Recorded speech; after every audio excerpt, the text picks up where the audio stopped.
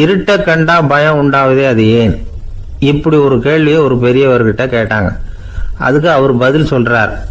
மனிதனுடைய ஆதிகால வாழ்க்கையில தொற்றிக்கொண்ட பயம் இது இது வேரூன்றி இருக்குது, இன்னமும் போகல.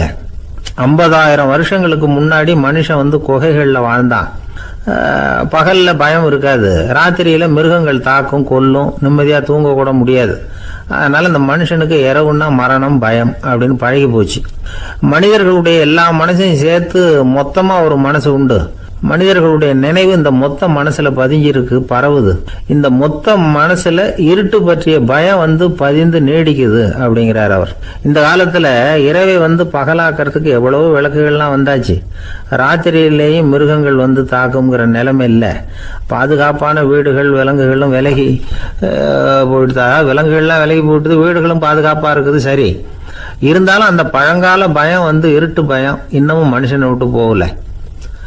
இன்னொரு விஷயம் என்னன்னா, இருட்டில இருந்து வெளிச்சத்துக்கு வராத மனிதர்கள் இன்னைக்கு அதிகம். ஒரு ஆளு ஆத்துக்கு மீன் பிடிக்கிறதுக்காக போனான், இன்னும் விடியல. அதுக்குள்ள வலையை எடுத்துட்டு கிளம்பி போயிட்டான்.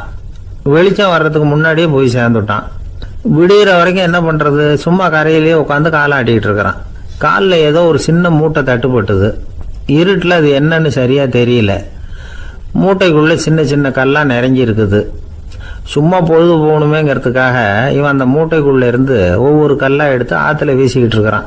விடிகிற வரைக்கும் வேற வேலை இல்லைங்கிறதுனால இப்படி செஞ்சுக்கிட்டே உட்காந்துருக்கிறான். கிழக்க மெதுவா வெளிச்சம் தெரிய ஆரம்பிச்சது. பொழுது விடியறதுக்கான அறிகுறி. இதுக்குள்ள அந்த மூட்டையில இருந்த எல்லா கல்லையும் எடுத்து வீசி எறிஞ்சுட்டான். கடைசியா ஒரே ஒரு கல் மட்டும்தான் கையில பாக்கி இருந்தது.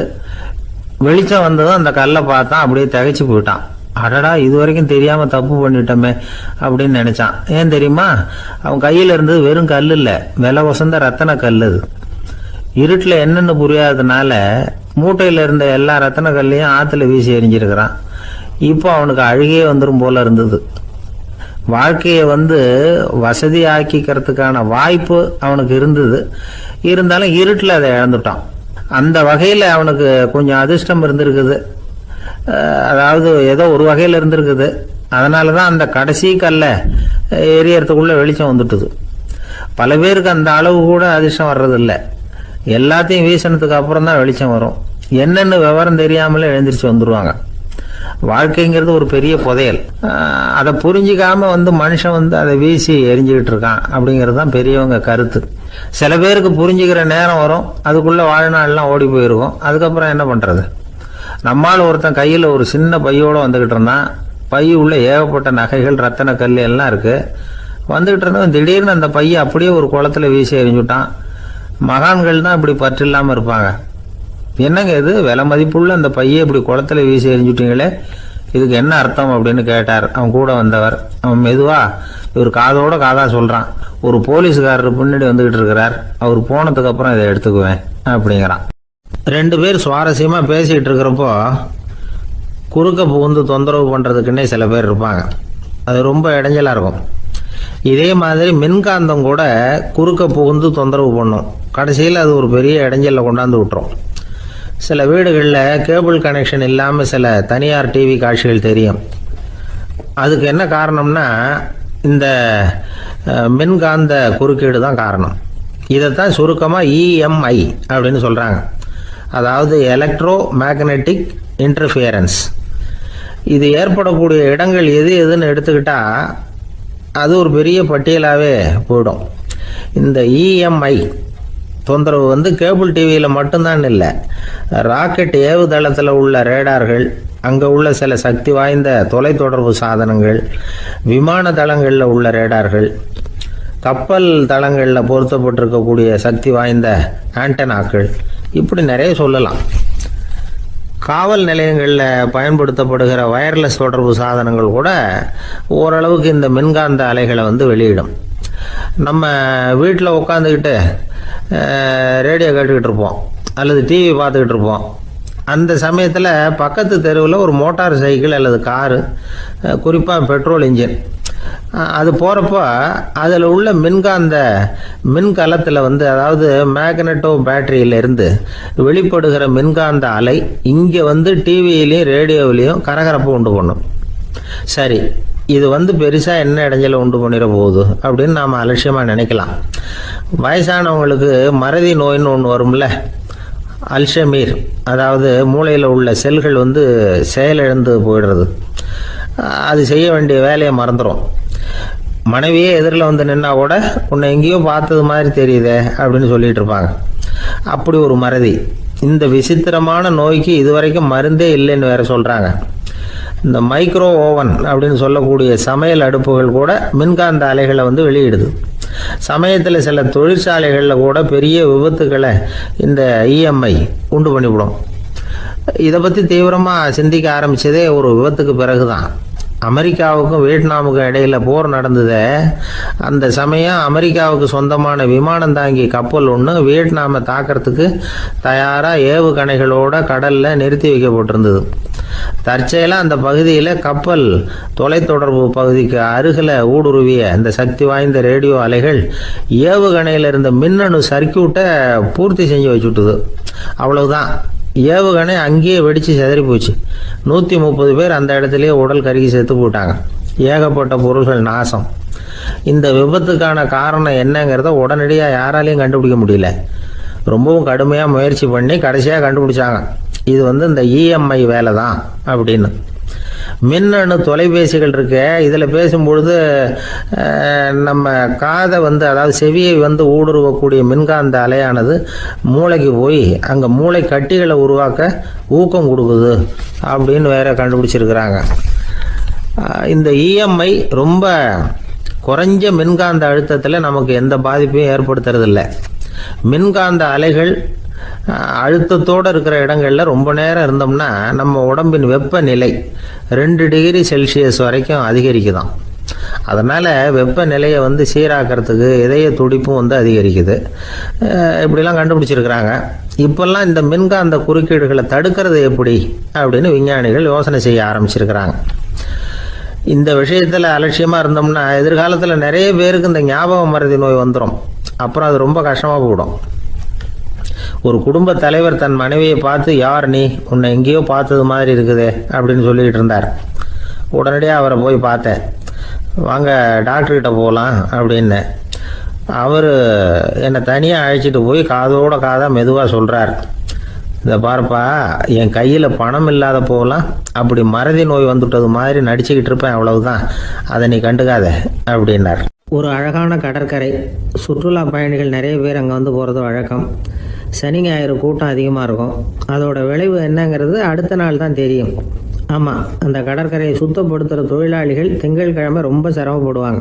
சனி ஞாயிறு வந்த கூட்டம் கடற்கரை பூராவும் காலி ஐஸ்கிரீம் கப்புகளை வீசி எறிஞ்சிட்டு போயிருக்கும். ஆயிரக்கணக்கான கப்புகள் அங்கே பரவலாக கிடக்கும். அதையெல்லாம் பொறுக்கி எடுத்து சுத்தம் பண்ணி ஆகணும். இதனால் திங்கட்கிழமை வேலைக்கு வர்றதுக்கு எல்லோரும் பயப்படுவாங்க.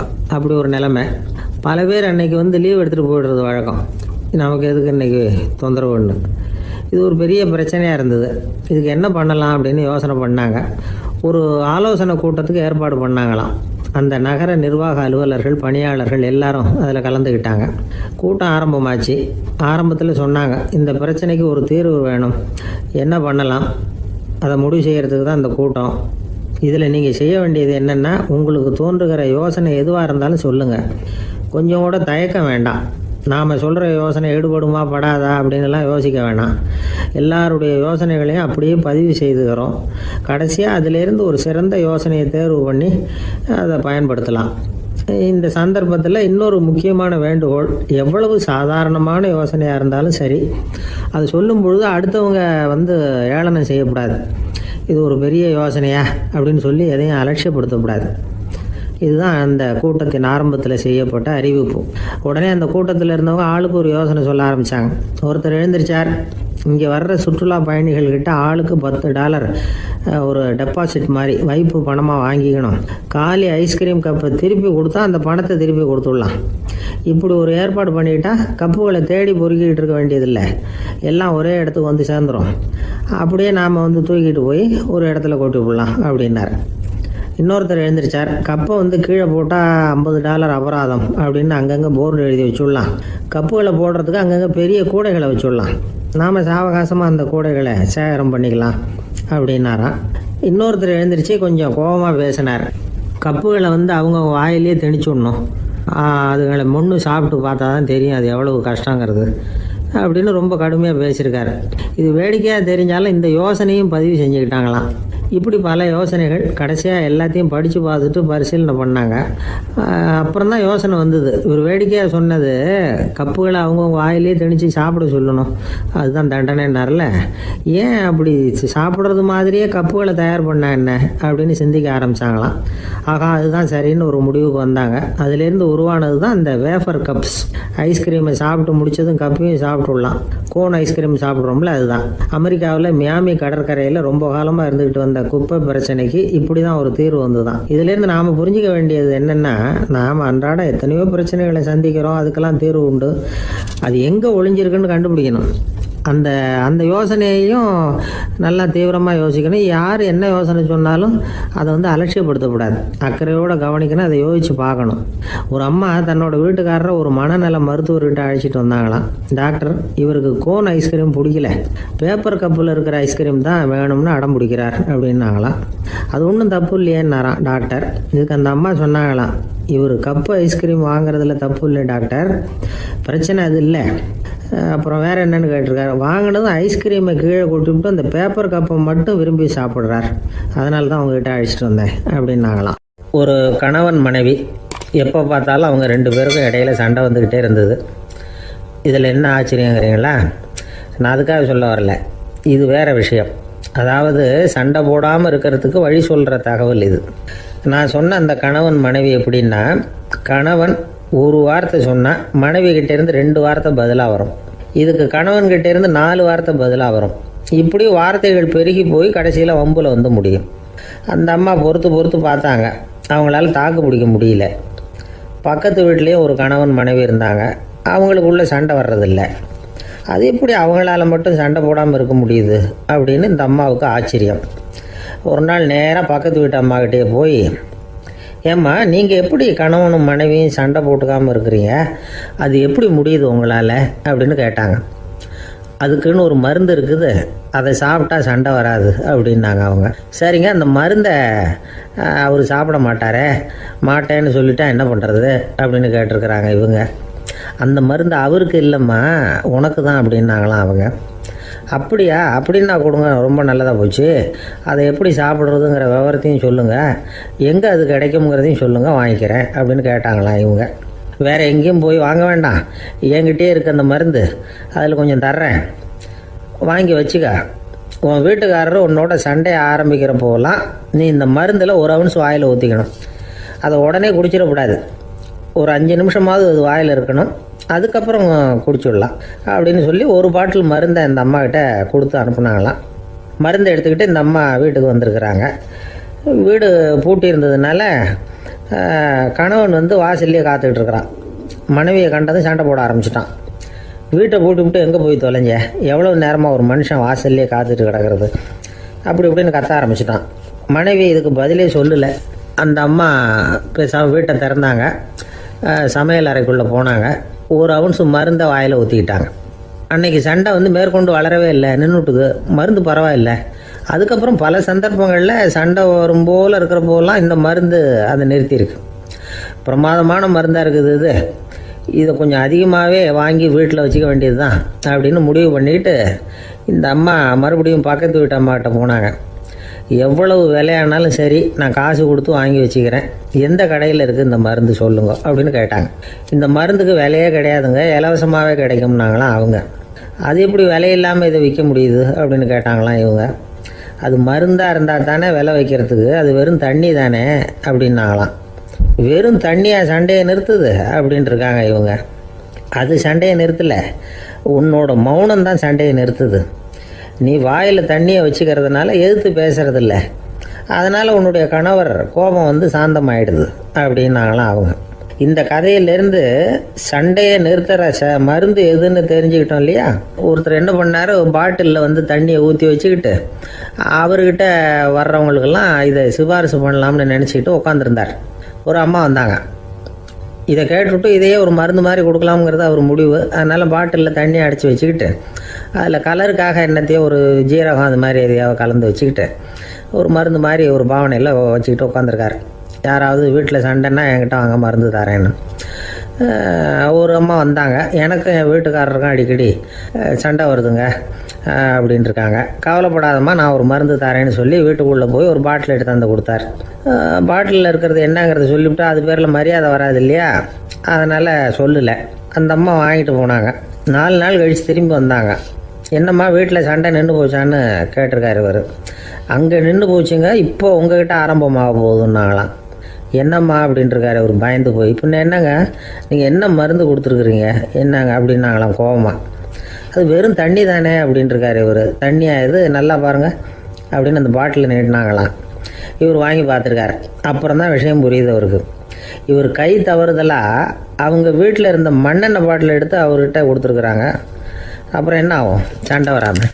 நமக்கு முன்னாடி நமக்கு வேண்டிய ஒருத்தர் ஒரு கிளாஸில் நமக்கு பழச்சாறு கொண்டாந்து வைக்கிறாருன்னு வச்சுக்கோங்க. உடனே நாம் என்ன பண்ணுவோம், எடுத்து கிடுகிடுன்னு சாப்பிட்ருவோம் அடுத்தவங்க யாரும் வர்றதுக்குள்ளே. அதை விட்டுட்டு அதை கொண்டாந்து வச்சவர்கிட்டயே அதோட விலை என்ன அப்படி இப்படின்னு நான் கேட்டுக்கிட்டு இருப்போம். நாம் கேட்க மாட்டோம். ஆனால் காந்திஜி அப்படி கேட்டாராம். எப்போ தெரியுமா, 1935. அந்த வருஷம் மே மாதத்தில் ஒரு நாள் காந்திஜி டெல்லியில் இருக்கிறார். அப்போ அவருக்கு 2 டம்ளர் மாம்பழச்சாறு கொண்டாந்து கொடுக்குறாங்க. அதை வாங்குறார். இதோட விலை என்ன அப்படின்னு கேட்டார் காந்திஜி. யாருக்கிட்ட கேட்டாருன்னா மனுபென் காந்திகிட்ட கேட்குறார். அவங்க தான் கொண்டாந்து கொடுக்குறாங்க. காந்திஜிக்கு உதவி செய்கிறதுக்காக அவர் கூடவே இருந்தவங்க அவங்ககிட்ட தான் கேட்குறாரு. காந்திஜி சும்மா வேடிக்கைக்காக இப்படி கேட்குறாருன்னு நினச்சிட்டாங்க அந்த அம்மா. அதுவும் இல்லாமல் அதோட விலையை கேட்டால் காந்திஜி நிச்சயமாக அதை சாப்பிட மாட்டார் அப்படிங்கிற பயம் வேறு. அதனால் அந்த அம்மா பதில் எதுவும் சொல்லாமல் கம்முன்னு இருந்துட்டாங்க. கொஞ்ச நேரம் ஆச்சு. அந்த பழச்சாறு வச்ச இடத்துல அப்படியே இருக்குது, வச்ச இடத்துல வச்சபடியே இருக்குது. காந்திஜி அதை சாப்பிடவே இல்லை. மனுபென் காந்தி பார்த்தாங்க. மெதுவாக காந்திஜிக்கிட்ட போய் அதை சாப்பிடுங்களேன் அப்படின்னாங்க. பழச்சாறு விலை என்னன்னு கேட்டேன், அதுக்கு பதில் இல்லை. அது முதல் தப்பு. பதிலை எதிர்பார்த்திருந்தும் அதை பற்றி விசாரிக்கலை, அது 2வது தப்பு. இப்படி 2 தப்புகளை பண்ணிவிட்டு என்கிட்ட வந்து இதை சாப்பிடுங்கன்னு சொன்னால் அது எப்படி அப்படின்னு கேட்டாராம் காந்திஜி. மனுபென் காந்தி என்ன சொல்கிறதுன்னு தெரியாமல் திகைச்சு போய் நின்றுக்கிட்டு இருந்தாங்க. காந்திஜி தொடர்ந்து சொன்னாராம், இப்போ என் முன்னாடி வச்சுருக்கிற இந்த பழச்சாறு விலை சுமாராக ஒரு ₹1/2 இருக்கும். அது அந்த காலத்து மதிப்பு. இந்த பழச்சாறு இல்லாமல் கூட என்னால் இருக்க முடியும்.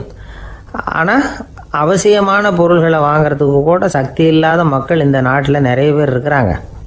அப்படி இருக்கிறப்போ எனக்கு என்னத்துக்கு இந்த விலை உயர்ந்த பானம்? இதை இப்போ நான் சாப்பிட்டா என் உடம்பு வேணும்னா ஆரோக்கியமாகலாம், ஆனால் என் மனசு அமைதி அடையாது. எனக்கு என்னுடைய உடல் ஆரோக்கியத்தை விட மன ஆரோக்கியம்தான் முக்கியம். அதனால் இதை நான் சாப்பிட மாட்டேன், எடுத்துகிட்டு போயிடு அப்படின்னாராம். அந்த சமயத்தில் ஒரு அகதி பொண்ணு 2 குழந்தைகளோட காந்திஜியை பார்க்குறதுக்காக வந்தது. வணக்கம் சொல்லிச்சு. காந்திஜி உடனே தனக்கு முன்னாடி இருந்த பழச்சாற்றை எடுத்து அந்த பொண்ணுக்கிட்டேயும் குழந்தைகள்கிட்டையும் கொடுத்து சாப்பிட சொன்னார். அவங்க அதை வாங்கி ரொம்ப சந்தோஷத்தோடு சாப்பிட்டாங்களாம். அதை பார்த்த காந்திஜி முகத்தில் ஒரு புன்னகை, ஒரு பரவசம், ஒரு திருப்தி. அவர் மனசு நிறைஞ்சிருந்தது. அப்போ அவர் சொன்னாராம், ஆண்டவன் எனக்கு எப்பவும் சரியான சமயத்தில் கை கொடுப்பாருங்கிறது அதுக்கு இதுதான் அத்தாட்சி. நான் ஒரு இக்கட்டான சூழ்நிலையில் இருக்கிறப்ப கூட கடவுளின் கருணையால் அந்த சூழ்நிலை என்னை பாதிக்கலை. என் கூட இவ்வளோ நாள் பழகியும் கூட இங்கே இருக்கிறவங்க எனக்கு அதிக விலை உள்ள பழரசத்தை கொடுத்தாங்க. ஆனால் சரியான நேரத்தில் அதை சாப்பிட வேண்டியவங்களை என்கிட்ட அனுப்பி வச்சு என்னை சந்தோஷப்படுத்தினார் கடவுள், அவருக்கு நன்றி அப்படின்னாராம் மகாத்மா காந்தி. உடல் ஆரோக்கியத்தை விட மன ஆரோக்கியம்தான் எனக்கு முக்கியம்னு சொன்னார் பாருங்கள். அதை நாம் எல்லாரும் மனப்பூர்வமாக இன்றைக்கி சிந்திச்சு பார்க்கணும். இந்த காலத்தில் எல்லாரும் அப்படியா நினைக்கிறாங்க? எனக்கு தெரிஞ்ச ஒருத்தர் இருந்தார். தினமும் காலையில் ஒரு காஃபி சாப்பிட உட்கார்ற நேரத்தில் பக்கத்து வீட்டுக்காரர் வந்து சேருவார் கரெக்டாக. உடனே அவரும் தனக்குன்னு வந்திருக்கிற காப்பியை எடுத்து மனப்பூர்வமாக பக்கத்து வீட்டுக்காரர்கிட்ட கொடுத்துருவார். அதுக்கப்புறம் அவருக்காக வேறு காப்பி போட்டு கொண்டாந்து கொடுத்தாலும் வேண்டான்னு சொல்லிடுவார். ஆண்டவனாக பார்த்து சரியான நேரத்தில் அவரை எங்கள் வீட்டுக்கு தினமும் அனுப்பி வைக்கிறார் அப்படிம்பார். ஏன் அப்படி சொல்கிறீங்க அப்படின்னு கேட்டோம் ஒரு நாள். அதுக்கு அவர் சொல்கிறார், எனக்கு என்னோட உடல் ஆரோக்கியம்தான் முக்கியம். இதை கடவுள் புரிஞ்சுக்கிட்டு எங்கள் வீட்டு காப்பியை சாப்பிட்றதுக்கு தினமும் அடுத்த வீட்டுக்காரனை அனுப்பி வைக்கிறார் அப்படின்னார் அவர். தானத்துல சிறந்தது எது அப்படின்னு ஒரு கேள்வியை கேட்டு, தானத்துல சிறந்தது நிதானம் அப்படின்னு அதுக்கு ஒரு பதிலும் சொல்றவங்க உண்டு. நிதானம் ரொம்ப அவசியம், அதுவும் இன்றைய உலகத்துக்கு ரொம்ப அவசியம். இன்னைக்கு உலகம் ரொம்ப பரபரப்பாக போய்கிட்டு இருக்குது. பொறுமையாக இருக்கணும்னு நினைக்கிறவங்களால கூட அப்படி இருக்க முடியறதில்ல. பொறுமையை சோதிக்கிறது மாதிரி பல சம்பவங்கள், அதையெல்லாம் சந்திச்சே தீர வேண்டியிருக்குது. எங்கே போனாலும் க்யூவில் நிற்க வேண்டியிருக்குது, எங்கே போனாலும் காத்துக்கிட்டு இருக்க வேண்டியிருக்கு. ஆஃபீஸ்லேயோ வீட்லேயோ கூட நீங்கள் நிதானமாக பொறுமையாக நடந்துக்க தெரியலன்னா உங்களுக்கு சிடுமூஞ்சி, முசுடு இப்படிலாம் பேர் வச்சுருவாங்க. அது உங்களுக்கு தேவையா? சரி, வாழ்க்கையில் பொறுமைசாலின்னு பேர் வாங்கிறதுக்கு என்ன வழி? முதல் பாயிண்ட், நீங்கள் நினைக்கிறது, எதிர்பார்க்கறது, செய்யறது எல்லாமே 100% கரெக்டாக நடக்கணும்னு ஆசைப்படக்கூடாது. எதுவாக இருந்தாலும் அதில் ஓரளவுக்கு தவறு நடக்கலாம் அப்படிங்கிறத எதிர்பார்த்தே இருக்கணும். ஓரளவுக்கு அதை அனுமதிக்கணும். ஒரு நண்பரை 6 மணிக்கு ஒரு இடத்துக்கு வர சொல்லியிருக்கிறீங்க, 6 மணிக்கு அவர் வரலை, உடனே பொறுமை இழந்து நடந்துக்கக்கூடாது. ஒரு 10 நிமிஷம் டிலே ஆகலாம். ஒரு வர்ற வழியில் பஸ்ஸு கூட ஏதாவது டிராஃபிக்கில் மாட்டியிருக்கலாம். அதெல்லாம் எதிர்பார்த்தே கொஞ்சம் காத்திருக்கிறதுல ஒன்றும் தப்பு இல்லை. சில சமயம் டிலே ஆகிறது கூட நல்லதாக முடியும். ஒரு பஸ்ஸை தவற விட்டுட்டு, ஐயோ கொஞ்சம் ஒரு 2 நிமிஷம் முன்னாடி வந்திருந்தா பிடிச்சிருக்கலாமே அப்படின்னு தவிச்சிக்கிட்டு இருப்பாங்க சில பேர். அடுத்தபடியாக வர்ற பஸ்ஸு நேரடியாக நீங்கள் போக வேண்டிய இடத்துக்கே கொண்டு போய் விடுற பஸ்ஸாக கூட இருக்கலாம். அது உங்களுக்கு முன்னாடி தெரியாதுல்ல. சில நெருக்கடியான சூழ்நிலைகளை தமாஷா எடுத்துக்கிறதுக்கு பழகிக்கணும். சில இடங்களுக்கு போகிறப்ப காத்திருக்கிறதுக்கு நம்ம மனசை தயார்படுத்திக்கிட்டே போகணும். ஒரு ரயிலுக்கோ பஸ்ஸுக்கோ அல்லது விமானத்துக்கோ கப்பல் பிரயாணத்துக்கோ போகிறப்போ அங்கே போய் நீங்கள் மணிக்கணக்கில் கூட காத்துக்கிட்டு தான் இருக்கணும். புறப்படுற நேரம் கூட மாறலாம். நீங்கள் போய் சேர்ந்ததும் அது உடனே புறப்படணும்னு கட்டாயமாக என்ன? அது மாதிரி சமயத்தில் படிக்கிறதுக்குன்னு சில சுவாரஸ்யமான புத்தகங்களையும் கையில் எடுத்துக்கலாம். உங்களை சுற்றி எவ்வளவோ சுவாரஸ்யமான சம்பவங்கள் நடந்துக்கிட்டு இருக்குதுல்ல, அதையெல்லாம் வேடிக்கை பாருங்கள். எதுக்காக காத்துக்கிட்டு இருக்கிறோமோ அந்த காரியத்தில் உண்மையாகவே நமக்கு ஒரு அக்கறை இருந்தால் நமக்கு போர் அடிக்காது. சில கோயில்களில் பார்த்துருப்பீங்க, தரிசனத்துக்காக பக்தர்கள் நாள் கணக்கில் காத்துக்கிட்டு இருப்பாங்க. அவங்களெலாம் அழுத்துக்கிறது இல்லை. ஆண்டவனை தரிசிக்கணுங்கிற உண்மையான அக்கறை இருக்கிறதுனால அவங்களுக்கு போர் அடிக்கிறது இல்லை. ஆனால் சில சினிமா தியேட்டரில் கூட பார்க்கலாமே, சினிமா கியூ கூட அப்படி தான். சாயந்தரம் 6 மணி ஆட்டத்துக்கு காலம்பரம் 6 மணிக்கே போய் கூட காத்துக்கிட்டு இருப்பாங்க. அவங்களுக்கெல்லாம் போர் அடிக்காது, படம் பார்க்குற ஆர்வம். இன்னொரு முக்கியமான விஷயத்தை நாம் பழக்கப்படுத்திக்கணும். லிவ் ஃபார் தி மூமெண்ட் அப்படிங்கிறாங்க நிபுணர்கள். ரொம்ப பேர் எப்படின்னா அடுத்தபடியாக நடக்க போகிற விஷயத்திலேயே கவனமாக இருப்பாங்க. அந்த நினைப்புலேயே இந்த நிமிஷத்தை பொறுமை இல்லாமல் கழிப்பாங்க. ஒருத்தர் இருக்கார், அவர் எப்படின்னா ஆஃபீஸ் முடியறதுக்குள்ளேயே சார் 5 மணிக்கெல்லாம் ரெடியாக இருங்க, நாம் அந்த ஹோட்டலில் போய் டிஃபன் சாப்பிட்ணும் அப்படின்னு 4 மணிலேருந்து சொல்லிகிட்டு இருப்பார். 4:55 பரபரப்பாக ஓடி வருவார். 2 பேரும் புறப்படுவோம், ஹோட்டலுக்கு போவோம், சாப்பிட்டுக்கிட்டு இருப்போம். அப்படி சாப்பிட்டுட்டு இருக்கிறப்ப சார் சாப்பிட்டு முடித்ததும் நேராக ஒரு ஜவுளி கடைக்கு போகிறோம் அப்படிம்பார். பரபரக்க சாப்பிட்டு முடிப்பார், புறப்படுவார். ஜவுளி கடையில் அவசரமாக சீக்கிரம் பில் போடுங்க சார், சினிமாவுக்கு நேரம் ஆகிடும்பார். சினிமா தியேட்டரில் உட்காந்து அடுத்தபடியாக எங்கே டின்னர் சாப்பிட்றதுன்னு யோசனை பண்ணிகிட்டு இருப்பார். ராத்திரி படுக்கையில் விழுந்ததுக்கு அப்புறமும் நாளைக்கு காலையில் எழுந்திரிச்சதும் அதை பண்ணணும் இதை பண்ணணும்னு திட்டம் போட்டுக்கிட்டே இருப்பார். அதாவது எப்பவும் அடுத்த நிமிஷம், அடுத்த நாள், அடுத்த வாரம், அடுத்த வருஷம், இதுதான் அவங்க சிந்தனை. இந்த நிமிஷம் என்ஜாய்மெண்ட்டை அவங்க இழந்துடுறாங்களாம். அதனால தான் வாழ்நாள் பூரா பொறுமையின்மை, அவஸ்தை, அல்லல். அதனால் நாம் எல்லாரும் வாழ்க்கையில் நிதானமாக இருக்கிறதுக்கு கற்றுக்கணுமா. அதுக்காக இந்த நிதானத்துக்கு வேறு விதமான அர்த்தம் பண்ணிக்கக்கூடாது. ஒருத்தர் அப்படித்தான் ஒரு தடவை அவருடைய குதிரை காணாமல் போயிட்டு தான். அதுக்காக அவர் கவலைப்படலை, நிம்மதியாக இருந்தார், சந்தோஷமாக இருந்தார். என்ன சார் இது, உங்கள் குதிரை திருட்டு போயிட்டுதுங்கிறீங்க, நீங்கள் கவலைப்படாமல் இருக்கிறீங்களே அப்படின்னு கேட்டாங்களாம். அதுக்கு அவர் சொல்லியிருக்கார், நல்ல வேலை சார், கட்டியிருந்த குதிரை காணாமல் போயிருக்குது. நான் அது மேலே உட்காந்துருக்கிற சமயம் அது காணாமல் போயிருந்ததுன்னா, திருட்டு போயிருந்ததுன்னா நானும் சேர்ந்தில் காணாமல் போயிருப்பேன் அப்படின்னாராம். எவ்வளவு நிதானமான ஆள் பாருங்க. ஒரு நாள் காலை நேரம் ஒரு குரு படுக்கையை விட்டு எழுந்திருக்கிறார். உடனே சீடர்களை பார்த்து எல்லாரும் இப்படி வாங்கங்கிறார். எல்லாரும் வர்றாங்க வேகமாக. என்னங்க வேணும் உங்களுக்கு அப்படிங்கிற மாதிரி எல்லாரும் குருவை பார்த்தாங்க பயபக்தியோட. குரு அந்த சீடர்களை பார்த்து, இதை பாருங்கள், இப்போ நான் ஒரு சிக்கலான விவகாரத்தில் மாட்டிக்கிட்டு இருக்கிறேன். அதை நீங்கள் தீர்த்து வச்சா நல்லதுன்னார். சீடர்களுக்கு ஒன்றும் புரியல. என்ன இது இவர் இப்படி சொல்கிறாரு? நமக்குள்ள எல்லா விவகாரங்களையும் தீர்த்து வைக்கிறவர் நம்ம குருநாதர். அவருடைய விவகாரத்தை நாம் தீர்த்து வைக்கிறதா? ஆச்சரியமாக இருக்குதே, குருநாதருக்கே சிக்கலா அப்படின்னு யோசனை பண்ண ஆரம்பித்தாங்க. இருந்தாலும் ரொம்ப பணிவாக கேட்டாங்க, சுவாமி உங்களுக்கே சிக்கலா? இந்த உலகத்து சிக்கல்களுக்கும் சிரமங்களுக்கும் அப்பாற்பட்டவர் அல்லவா தாங்கள்? அப்படிப்பட்ட உங்களுக்கு சிக்கல்னா அது எப்படி அப்படின்னாங்க. எனக்கு ஏற்பட்டிருக்கிற சிக்கல் அவ்வளவு பெருசு, ரொம்ப பெரிய விவகாரம் அது அப்படின்னார் குரு. கொஞ்சம் விவரமாக சொல்லுங்க அப்படின்னாங்க இவங்க. இப்போ அந்த குரு விவரத்தை சொன்னார். அதாவது நேற்று ராத்திரி நான் ஒரு கனவு கண்டேன். அந்த கனவில் நான் ஒரு பட்டாம்பூச்சியாக மாறிட்டேன். அப்படி மாறி ஒவ்வொரு மலராக பறந்து போய் உட்காந்து தேன் சாப்பிட்டேன் அப்படின்னார். சீடர்கள் இதை கேட்டதும் ரொம்ப திகைச்சு போயிட்டாங்க. என்ன இது, இது ஒரு பெரிய பிரச்சனையா? ஒரு சாதாரண கனவு கண்டதுக்காகவா இந்த காலை வேளையில் நம்மளையெல்லாம் குருநாதர் இவ்வளவு அவசரமாக கூப்பிட்டுருக்கார் அப்படின்னு நினச்சாங்க. இருந்தாலும் கேட்டாங்க, இதில் என்ன சிக்கல் சுவாமி? கனவுங்கிறது எல்லாருக்கும் வரத்தானே செய்யும் அப்படின்னார் ஒரு சீடர். சீடர்களே, பிரச்சனை அது இல்லை. நான் இன்னைக்கு காலையில் கண்ணு முழிச்சு பார்த்தப்போ நான் நானாக மறுபடியும் மாறிட்டேங்கிறத தெரிஞ்சுக்கிட்டேன். இதில் சிக்கல் என்னன்னா, இப்போ அந்த பட்டாம்பூச்சி தான் நானாக ஆயிட்டதாக கனவு கண்டுகிட்டு இருக்கா அப்படிங்கிறது தான்.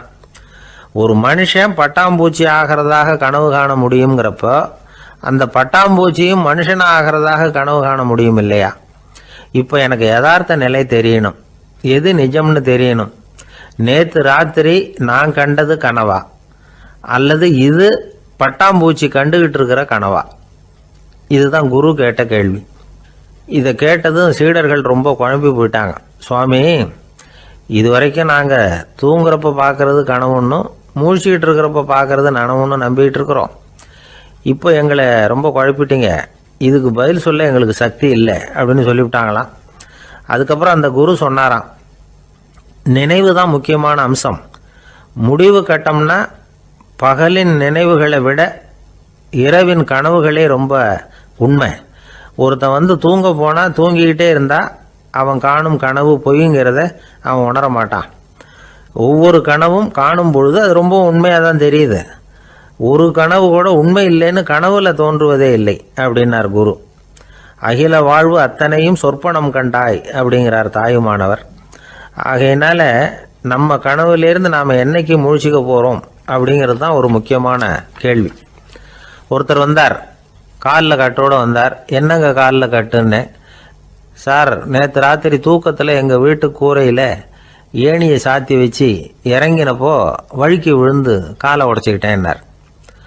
உங்கள் வீட்டில் தான் ஏணியே கிடையாது சார் அப்படின்னு. உண்மைதான் சார், நான் கீழே விழுந்து முழிச்சுக்கிட்டதுக்கு அப்புறம் தானே ஏணி இல்லைங்கிறது எனக்கு ஞாபகம் வந்தது அப்படின்னார். எனக்கு அதிர்ஷ்டமே இல்லை சார் அப்படின்னார் ஒருத்தர். ஏன் அப்படி சொல்கிறீங்கன்னு கேட்டோம். வியாபாரம் பண்ணலாம்னு ஒரு கடை வச்சேன். வேண்டிய போட்டவங்க கூட என் கடையில் எதுவும் வாங்க மாட்டேங்கிறான். எல்லாரும் அடுத்த கடைக்கு தான் போகிறான் அப்படின்னு சொல்லி ரொம்ப அழுத்துக்கிட்டார். இதுக்கு போய் அதிர்ஷ்டம் இல்லைன்னு சொல்லாதீங்க. வாடிக்கையாளர்களை கவர்றது எப்படிங்கிறது உங்களுக்கு தெரியல, அதுதான் குறை அப்படின்னும். சார், உங்களுக்கு தெரிஞ்ச அந்த ரகசியத்தை எனக்கும் கொஞ்சம் சொல்லி கொடுங்களேன் அப்படின்னார். சரி, உங்கள் காதை இப்படி கொடுங்க அப்படின்னு சொல்லி அது சம்பந்தமாக பெரிய வல்லுநர்கள் சொல்லியிருக்கிற கருத்துக்களை அவர்கிட்ட சொல்ல ஆரம்பித்தோம். அதாவது இந்த வாடிக்கையாளர்களை கவர்றதுக்கு வல்லுநர்கள் பல ஆலோசனைகளை ஏற்கனவே சொல்லி வச்சிருக்கிறாங்க. அது சம்பந்தமாக அனுபவப்பட்டவங்க, அதை தெரிஞ்சு வச்சுக்கணும். அதாவது கடை வச்சிருக்கிறவங்க எல்லாரும் இதை கொஞ்சம் காதில் வாங்கி வச்சுக்கணும். எதை இப்போ சொல்ல போகிறத. எப்பவும் பணத்தை சம்பாதிக்கிறதுலேயே குறியாக இருக்கக்கூடாதான். அதை விட முக்கியமாக நீங்கள் சம்பாதிக்க வேண்டியது வாடிக்கையாளர்களுடைய மன நிறைவு. வர்றவங்க திருப்தியோடு போகணும், அது முக்கியம். அதில் கவனமாக இருக்கணும். கடைக்கு வர்ற ஒருத்தர் ஏதாவது ஒரு குறை சொல்கிறாருன்னு வச்சுங்க, அதை அலட்சியப்படுத்தக்கூடாது. ரொம்ப அக்கறையோடு அதை காது கொடுத்து கேட்கணும். அப்படியா சார், அதை நான் அவசியம் கவனிக்கிறேன் அப்படின்னு சொல்லணும். ஒருத்தர் வரார், சார் நேற்றுக்கு உங்கள் கடையில் இதை நான் வாங்கிட்டு போனேன், வீட்டில் இது வேணான்னு சொல்லிவிட்டாங்க, அது திருப்பி கொடுக்கறதுக்காக தான் வந்திருக்கிறேன் அப்படின்னு சொல்லி திருப்பி கொடுக்குறார். உடனே நீங்கள் முகம் சுளிக்கக்கூடாது, எரிச்சல் படக்கூடாது. வழக்கம் போல் நிதானமாக முகம் அலர்ச்சியோடு அதை திருப்பி வாங்கிக்கணும். இவ்வளவு ரூபாய்க்கு சாமான் வாங்கினா இந்த ஸ்பூன் அன்பளிப்பு, இப்படி ஏதாவது கொடுக்கலாம். பண்டிகை காலங்கள்லேயும் பொருள்கள் வாங்குறவங்களுக்கு இப்படி ஏதாவது பொருத்தமாக ஒரு அன்பளிப்பு கொடுக்கலாம். நீங்கள் கொடுக்கறது ஒரு சர்வசாதாரணமான பொருளாக இருந்தால் கூட அது வாங்குற ஒரு மனசில் ஒரு மகிழ்ச்சியை ஏற்படுத்தும். எதுவும் உங்களால் கொடுக்க முடியலன்னா உங்கள் முகம் நிறைஞ்ச சிரிப்பையாவது கொடுங்க, அது போதும். உங்கள் கடையில் இல்லாத ஒரு பொருளை வாடிக்கையாளர் வந்து கேட்குறார், உடனே இல்லைன்னு முகத்தில் அடித்தது மாதிரி சொல்லிடக்கூடாது. கொஞ்சம் உட்காருங்க சார் அப்படின்னு சொல்லி உங்கள் பணியாளர் யாரையாவது அனுப்பி வெளியிலேருந்து வாங்கிட்டு வர சொல்லி அவர்கிட்ட கொடுக்கலாம். சில பேர் உங்கள் கடைக்கு வரும்பொழுது அவங்க வீட்டு குழந்தைகளையும் கூப்பிட்டுக்கிட்டு வர்றாங்கன்னு வைங்க. நீங்கள் என்ன செய்யணும்னா அந்த குழந்தைகளை முதல்ல கவனிக்கணும். அது கண்ணத்தை கிள்ளணும், அதுக்கிட்ட விளையாடணும், அதுக்கு ஏதாவது மிட்டாய் பிஸ்கட் எதையாவது கொடுத்து அது கவனத்தை கவரணும். அதுக்கப்புறம் பெரியவங்களை கவனிக்கலாம். உங்கள் கடையில் வேலை செய்கிற பணியாளர்கள் சுத்தமாக இருக்கணும், சிரித்த முகம், சுறுசுறுப்பு, இது ரெண்டும் அவங்களுக்கு தேவை. அழுது ஒடிஞ்சிக்கிட்டு இருக்கக்கூடாது. அப்புறம் இன்னொரு விஷயம், அதிகமாக பொருள் வாங்குற ஒருத்தர்கிட்ட அதிக மரியாதையாகவும் குறைச்சலாக பொருள் வாங்குறவர்கிட்ட வேற விதமாகவும் நடந்துக்கக்கூடாது. எல்லாருக்கிட்டையும் சமமாக நடந்துக்கணும். 5 ரூபாய்க்கு வாங்கினாலும் சரி, 500 ரூபாய்க்கு வாங்கினாலும் சரி, அவங்கக்கிட்ட நீங்கள் காட்டுற மரியாதையில் வித்தியாசம் இருக்கக்கூடாது. எல்லாத்துக்கும் மேலே உங்கள் கடையில் ஒரு பொருள் வாங்கினா அது உண்மையானதாக இருக்கும், தரமுள்ளதாக இருக்கும் அப்படிங்கிற நினைப்பு ஜனங்களுக்கு வரணும். அதனால் தரமான பொருளையே நீங்கள் உங்கள் கடையில் வச்சுருக்கணும். இது வரைக்கும் நான் சொன்னதையெல்லாம் கவனத்தில் வச்சுக்கிட்டு நீங்கள் கடையை ஆரம்பிச்சிங்கன்னா வியாபாரம் பிச்சுக்கிட்டு போகும். அப்படி போகலன்னா அதுக்கப்புறம் கேளுங்க. ஏன்னா இந்த யோசனைகள்லாம் அனுபவப்பட்டவங்க சொல்லியிருக்கிற யோசனைகள். இந்த யோசனைகளில் நீங்கள் எச்சரிக்கையாக இருக்க வேண்டிய ஒரு விஷயம் உண்டு. அது என்னங்கிறதையும் தெரிஞ்சு வச்சுக்கிறது நல்லது. என்னுடைய நண்பர் ஒருத்தர் வந்தார். சார், உங்கள் யோசனையை கேட்டதுனால நான் ஒரு அறை வாங்கினது தான் மிச்சம்னார். என்ன ஆச்சுன்னு கேட்டேன். எங்கள் கடைக்கு ஒரு பெரிய அம்மா குழந்தைய தூக்கிட்டு வந்தாங்க சார். உங்கள் யோசனைப்படி அந்த குழந்தையோட கண்ணத்தை கிள்ளணும்னு முயற்சி பண்ணினேன். திடீர்னு அந்த நேரம் பார்த்து அந்த குழந்தை தலையை குனிஞ்சிக்கிட்டுது. என் கை குழந்தையோட கண்ணத்துக்கு பதிலாக அதை தூக்கிட்டு வந்தவங்க கண்ணத்தை கிள்ளிவிட்டுது. அதுதான் அப்படி ஆயிட்டுது அப்படின்னார் கண்ணத்தை தடவிக்கிட்டே.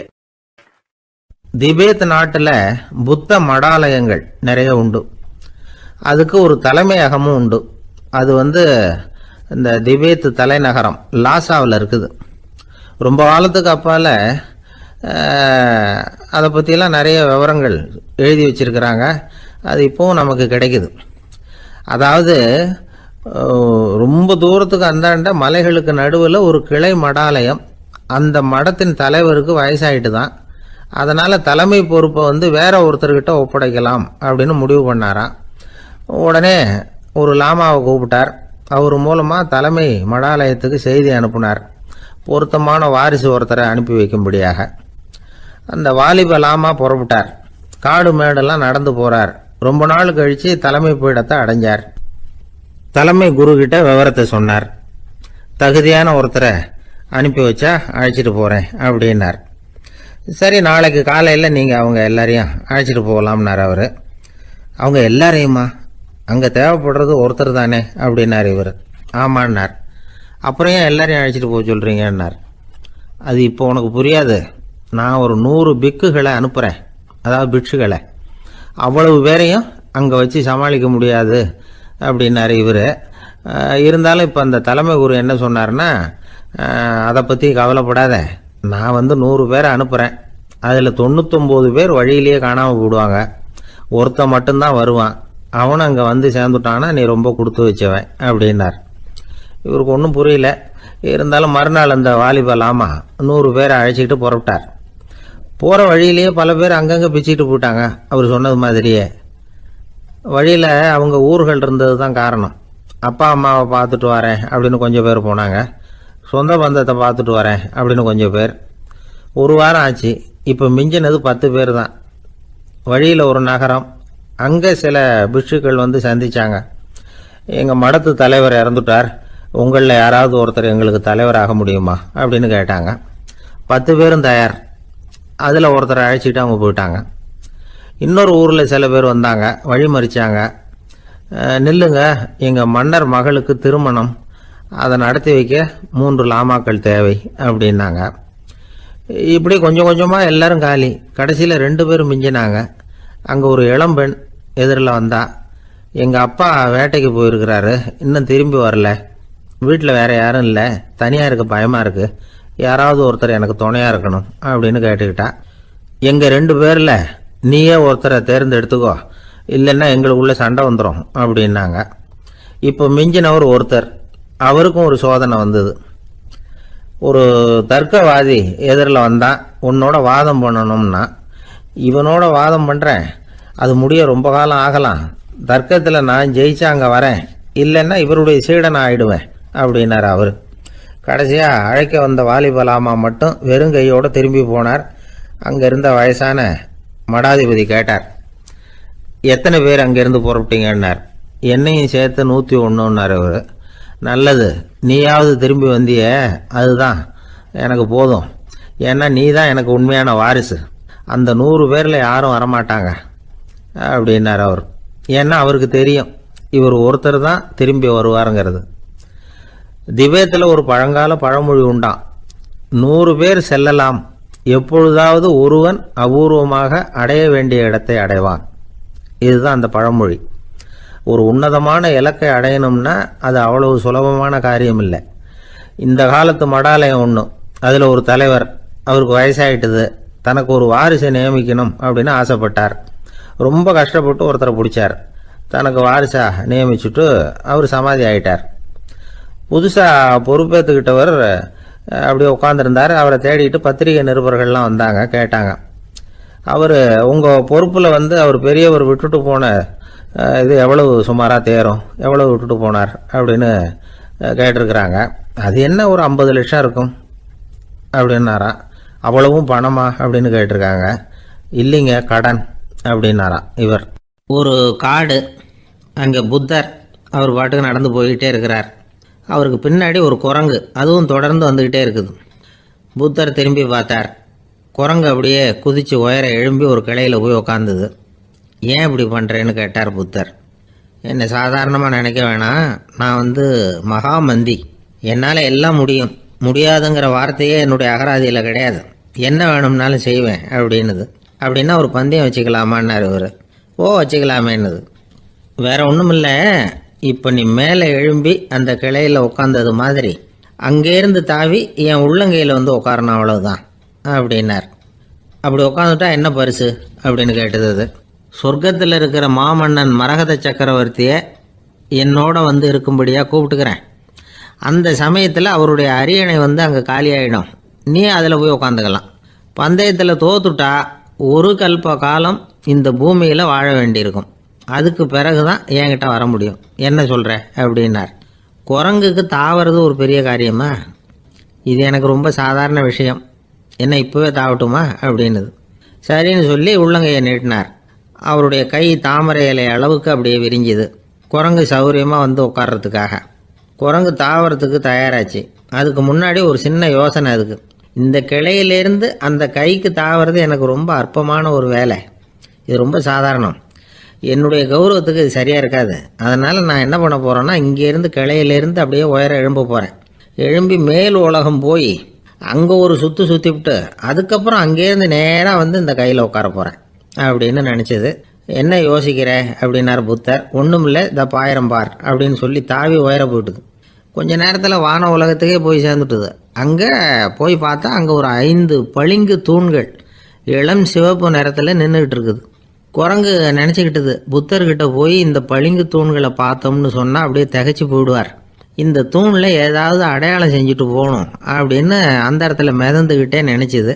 உடனே ஒரு தூணில் எழுதிச்சு. என்ன எழுதிச்சுன்னா, ஒரு மகா ஞானி இங்கே வந்துட்டு போகிறார் அப்படின்னு எழுதிச்சு. எழுதிவிட்டு அப்படியே கீழே தாவி புத்தரோட உள்ளங்கையில் உட்காந்துது. எப்படி பார்த்தீங்களா என்னுடைய வேலை? வான உலகத்துக்கே போய் அங்கே இருக்கிற 5 பளிங்கு தூண்களை பார்த்துட்டு அதில் நான் வந்த விவரத்தை எழுதி வச்சுட்டு அதுக்கப்புறம் இங்கே வந்திருக்கிறேன் அப்படின்னுது ரொம்ப பெருமையாக. அப்படியா அப்படின்னார் புத்தர். ஆமாம், சந்தேகமாக இருந்தால் வாங்க, அழைச்சிட்டு போய் காட்டுறேன் அப்படின்னு அந்த குரங்கு. அதுக்கு தேவையில்லை, அப்படியே கொஞ்சம் கீழே குனிஞ்சு பார், தெரியும் அப்படின்னார் புத்தர். அங்கே பார்த்தா புத்தரோட உள்ளங்கை தெரிஞ்சுது. நல்லா உத்து பார்த்துது.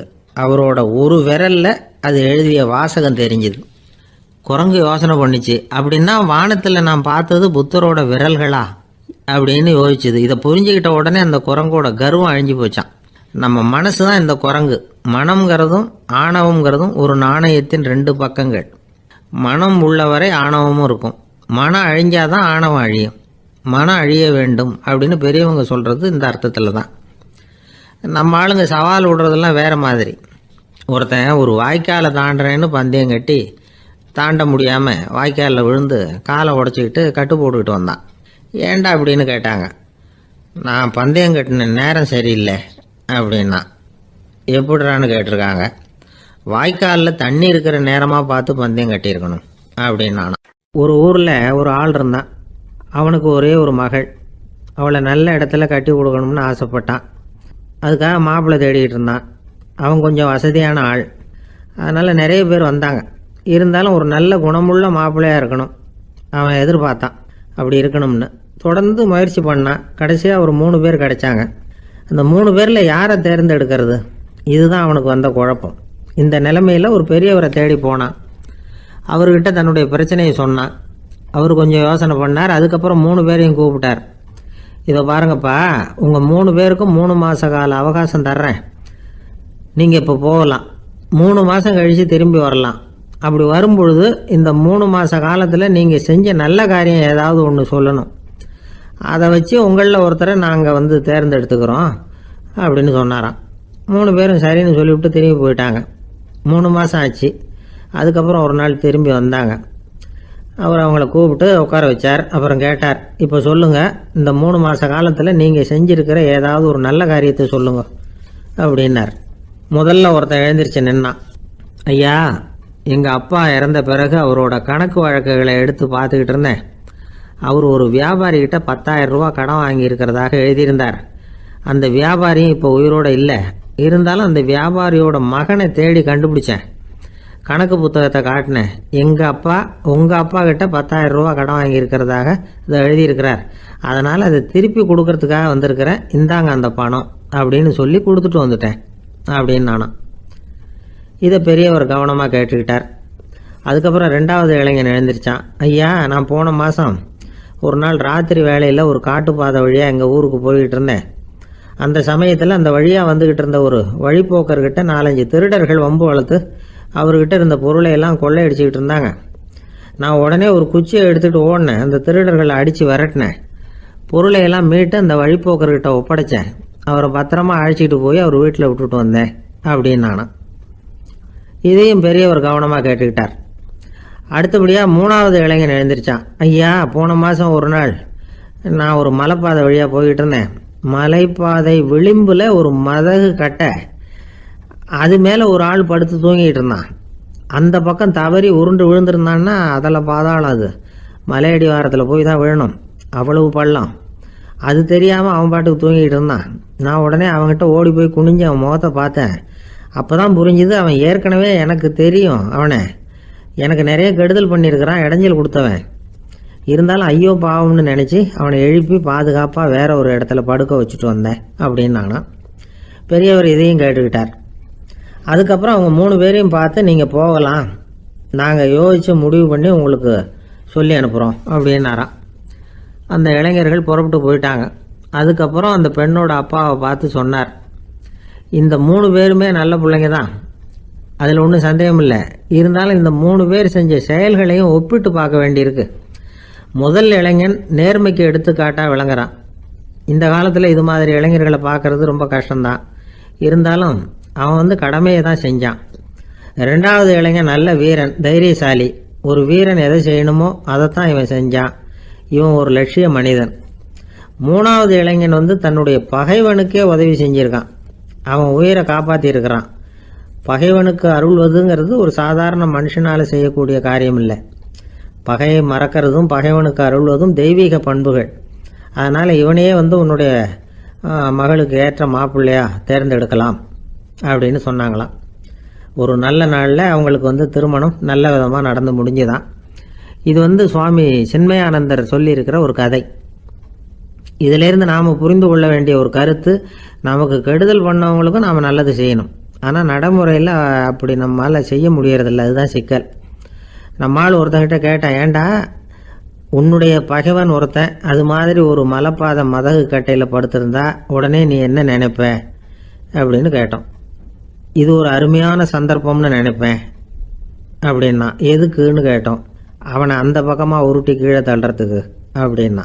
ஒரே ஒரு ஊரில் ஒரு பாதிரியார் இருந்தார். ரொம்ப நாள் சந்தோஷமாக வாழ்ந்தார். ஒரு நாள் அவர் மடத்து சமையல் அறையில் பாத்திரங்களை கழுவி துலக்கி சுத்தப்படுத்திக்கிட்டு இருந்தார். அந்த சமயத்தில் ஒரு தேவதூதன் அவர் முன்னாடி வந்து நின்னான். இவர் நிமிர்ந்து பார்த்தார். ஆண்டவர் என்னை உங்ககிட்ட அனுப்பியிருக்கிறார், பரலோகத்தில் வாசம் செய்யறதுக்கு உங்களுக்கு நேரம் வந்துட்டுது அப்படின்னு அந்த ஆள். ஆண்டவருக்கு என்னோட ஞாபகம் வந்ததுக்கு நன்றி. ஆனாலும் இப்போ இங்கே நீயே பாரு, எவ்வளவு பாண்டங்கள் பாக்கி இருக்கு, இவ்வளவையும் நான் சுத்தப்படுத்த வேண்டியிருக்கு. நான் நன்றி கெட்டவனாக இருக்க விரும்பலை. இந்த பணியை முடிக்கிற வரைக்கும் என்னுடைய பரலோக வாழ்வை தள்ளி வைக்க முடியுமா? நீ என்ன நினைக்கிற அப்படின்னு கேட்டார்.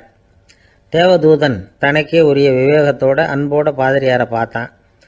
சரி, என்ன செய்யலாம்ங்கிறத அப்புறம் சொல்கிறேன் அப்படின்னு சொல்லிவிட்டு புறப்பட்டு போயிட்டான். ஒரு நாள் அந்த பாதிரியார் தோட்டத்தில் உள்ள களைகளை எல்லாம் ஒரு களை கொத்தியால் கொத்தி களை எடுத்துக்கிட்டு இருக்கிறார். அந்த சமயத்தில் இந்த தேவதூதன் மறுபடியும் அவர் முன்னாடி நிற்கிறான். பாதிரியார் பார்த்தார்.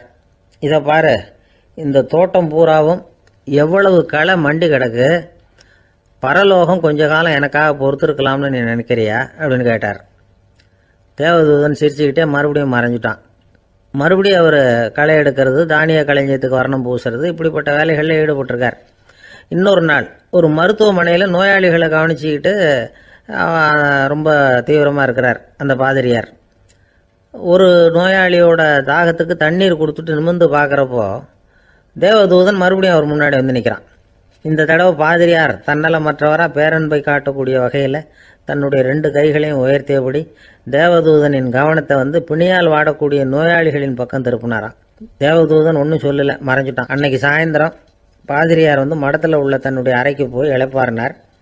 யோசித்து பார்த்தார்.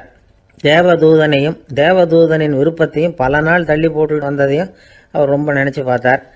திடீர்னு தான் முதுமை அடைகிறதையும் சோர்வு அடைகிறதையும் உணர்ந்தார். ஆண்டவரை நினச்சார். ஆண்டவரே, உம்முடைய தூதனை மறுபடியும் என்கிட்ட அனுப்புனா நான் சந்திக்கிறதுக்கு ஆவலாக இருக்கேன் அப்படின்னு சொல்கிறப்பவே தேவதூதன் பக்கத்தில் நின்னான். பாதிரியார் நிமிர்ந்து பார்த்தார். நீ இப்போவே என்னை அழைச்சிக்கிட்டு போக விரும்பினா நான் பரலோகத்துக்கு வர்றதுக்கு தயாராக இருக்கேன்னார். தேவதூதன் அந்த பாதிரியாரை அன்போடவும் விவேகத்தோடவும் பார்த்து, நீங்கள் என் கூட பரலோகத்துக்கு வர்ற தயாராக இருக்கிறதா சொல்கிறீங்க, ஆனால் நீங்கள் இது வரைக்கும் வேறு எங்கே இருந்ததா நினைக்கிறீங்க அப்படின்னானா. அப்படின்னா இது வரைக்கும் இருந்த இடம்தான் பரலோகம் அப்படிங்கிறத உணர்த்தியிருக்கிறான். பரலோகம்னா என்னென்னு புரிஞ்சுக்கிறதுக்கு இந்த சம்பவம் நமக்கு உதவியாக இருக்குது. தொண்டு செய்கிறத விட பெரிய செயல் வேறு எதுவும் இருக்க முடியாது. அது நம்ம மனசுக்கு கொடுக்குற சுகத்தை வேறு எதுவும் கொடுக்க முடியாது.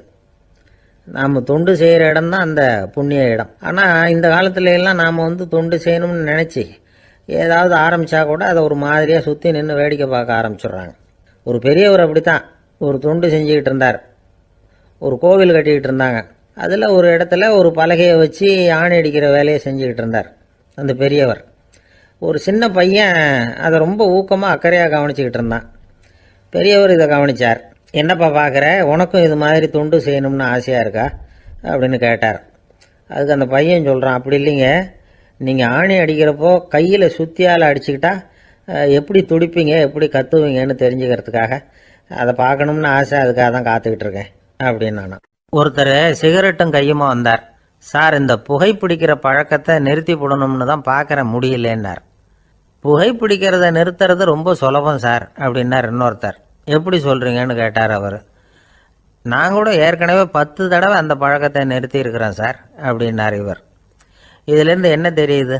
புகைப்பழக்கத்தை திடீர்னு விட்டு விடுறதுங்கிறது ரொம்ப கஷ்டம்னு தெரியுது. இருந்தாலும் இது சம்பந்தமான ஆராய்ச்சி, அனுபவம், இது ரெண்டையும் அடிப்படையாக வச்சு சில வழிமுறைகளை சொல்கிறாங்க. அதாவது புகைப்பிடிக்கிறத நிறுத்துறதுக்கு 10 வழிகள் உண்டு அப்படின்னு சொல்கிறாங்க. அது என்னங்கிறத தெரிஞ்சுக்கிட்டா உபயோகப்படுதான்னு பார்க்கலாமே. முதல் கருத்து என்னன்னா, கொஞ்ச நாளைக்கு புகைப்பிடிக்கிற நண்பர்களை விட்டு விலகி இருக்கணும். இதனால் புகைப்பிடிக்கிற ஆசை குறையும். அந்த பழக்கத்தை மறுபடியும் ஆரம்பிக்கப்படாதுங்கிற எண்ணம் உறுதிப்படும். 2வது கருத்து, புகைப்பிடிக்கிறதை எதிர்த்து தீவிரமாக பிரச்சாரம் செய்ய ஆரம்பிச்சிடணும். அது அடுத்தவங்களுக்கும் உபயோகப்படும், உங்களுக்கும் உபயோகப்படும். உங்கள் உள்ளுணர்வை அது தூண்டும், உங்களை உறுதி கொள்ள வைக்கும். மூன்றாவது கருத்து என்னென்னா, தினமும் 2 தடவை குளிக்கணும். எப்படி தெரியுமா? முதல்ல வெது வெதுப்பான தண்ணீர், அப்புறம் குளிர்ந்த தண்ணீர், இப்படி மாறி மாறி குளிக்கணுமா. 4வது கருத்து, உடற்பயிற்சிகள் செய்யணும். மூச்சு வாங்குற மாதிரியான பயிற்சிகள் ரொம்ப நல்லதான். பிராணாயாமம் அப்படிங்கிற மூச்சு பயிற்சி ரொம்ப நல்லதுங்கிறாங்க. அப்புறம் 5வது கருத்து, சாப்பாடு மிதமாக இருக்கணும், சீராக இருக்கணும். பச்சை காய்கறிகள், பழங்கள் சாப்பாட்டில் சேர்த்துக்கலாம். அடிக்கடி கொஞ்சம் கொஞ்சமாக சாப்பிட்டு ரத்தத்தில் சர்க்கரையின் அளவை பராமரிக்கணும். இது நரம்புகளை அமைதிப்படுத்தும். 6வது கருத்து என்னென்னா, ரொம்ப நேரம் பசியோடு இருக்கக்கூடாது.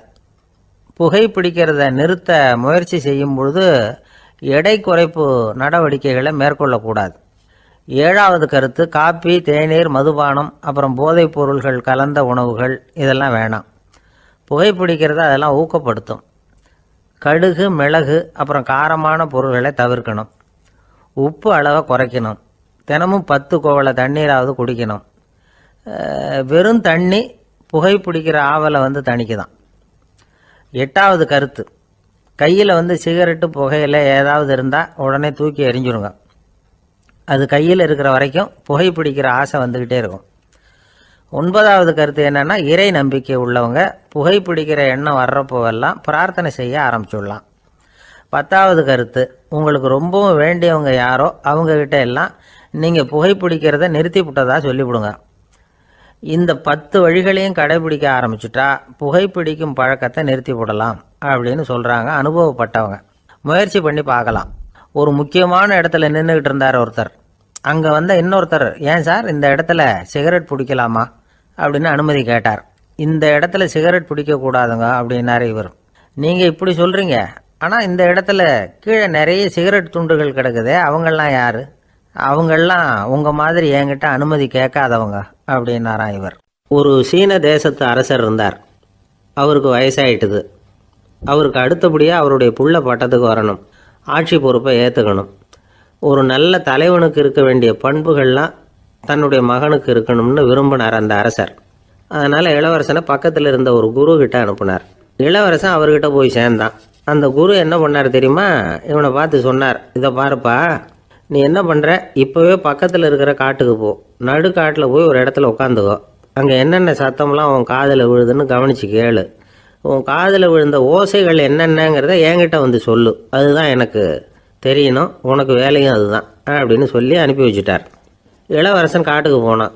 குரு சொன்னபடியே ஒரு இடத்துல உட்காந்து கவனித்து கேட்டான். அதுக்கப்புறம் குருக்கிட்ட திரும்பி வந்தான். என்னென்ன சத்தம்லாம் கேட்ட அப்படின்னு கேட்டார் குரு. குருவே, காட்டில் நான் பறவைகள் சத்தம்லாம் கேட்டேன், மிருகங்களின் ஓசையையும் கேட்டேன், இதை தவிர இடி, மின்னல், மழை இதுகளோட சத்தத்தையும் கேட்டேன் அப்படின்னா.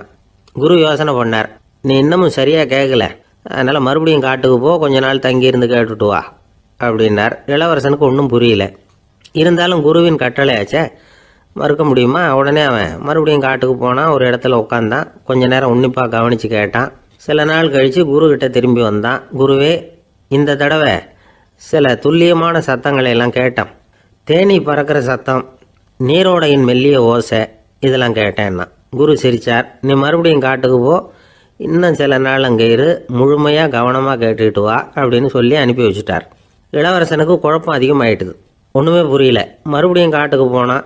மௌனமாக ஒரு இடத்துல உட்காந்துட்டான். அப்படியே தியானத்தில் ஆழ்ந்துட்டான். சில நாளில் அவனுக்கு இதுவரை கேட்காத ஓசைகள்லாம் கேட்க ஆரம்பிச்சிட்டுது. இதைத்தான் நான் கேட்கணும்னு என்னுடைய குரு எதிர்பார்த்துருக்கிறாருங்கிறத புரிஞ்சுக்கிட்டான். உடனே குரு கிட்ட ஓடனான். குருவே, இந்த தடவை காதுகளுக்கு கேட்க முடியாத சில ஓசைகளை கூட என்னால் உணர முடிஞ்சுது. பூ மலருகிற ஓசை, சூரியனால் பூமி சூடாகிறப்போ எழுகிற ஓசை, காலை பனித்துளி இந்த புல்லுலாம் குடிக்கிற ஓசை, இது எல்லாம் என்னால் நல்லா கேட்க முடிஞ்சுது அப்படின்னா. குருவுக்கு இப்போ தான் திருப்தி ஏற்பட்டு தான். இளவரசனை பார்த்து சொன்னார், இதை பாருப்பா, இப்போ தான் நாட்டை ஆளுகிற தகுதி உனக்கு வந்திருக்குது அப்படின்னு சொல்லி அதுக்கு விளக்கமும் கொடுத்தாராம். எந்த அரசன் தன்னுடைய மக்களின் இதயம் பேசுகிற மௌன மொழியை, மௌன வார்த்தைகளை கேட்குறானோ அவன் தான் ஆள தகுதி உள்ளவன். எந்த அரசன் தன்னுடைய மக்களின் உணர்ச்சிகளை உண்மையாக உணர்றானோ அவன் தான் முதன்மையான அரசன். போலி வார்த்தைகளை மட்டும் கேட்டுட்டு பல மௌன ராகங்களை காதில் வாங்கிக்காதவன் அரசனே இல்லை. எந்த நாட்டில் எப்போ ஒரு அரசன் தன்னுடைய மக்களின் உணர்ச்சிகளை கேட்க மறுக்கிறானோ அன்னையிலேருந்தே அந்த நாடு அழிய தொடங்குது அப்படின்னு அர்த்தம்.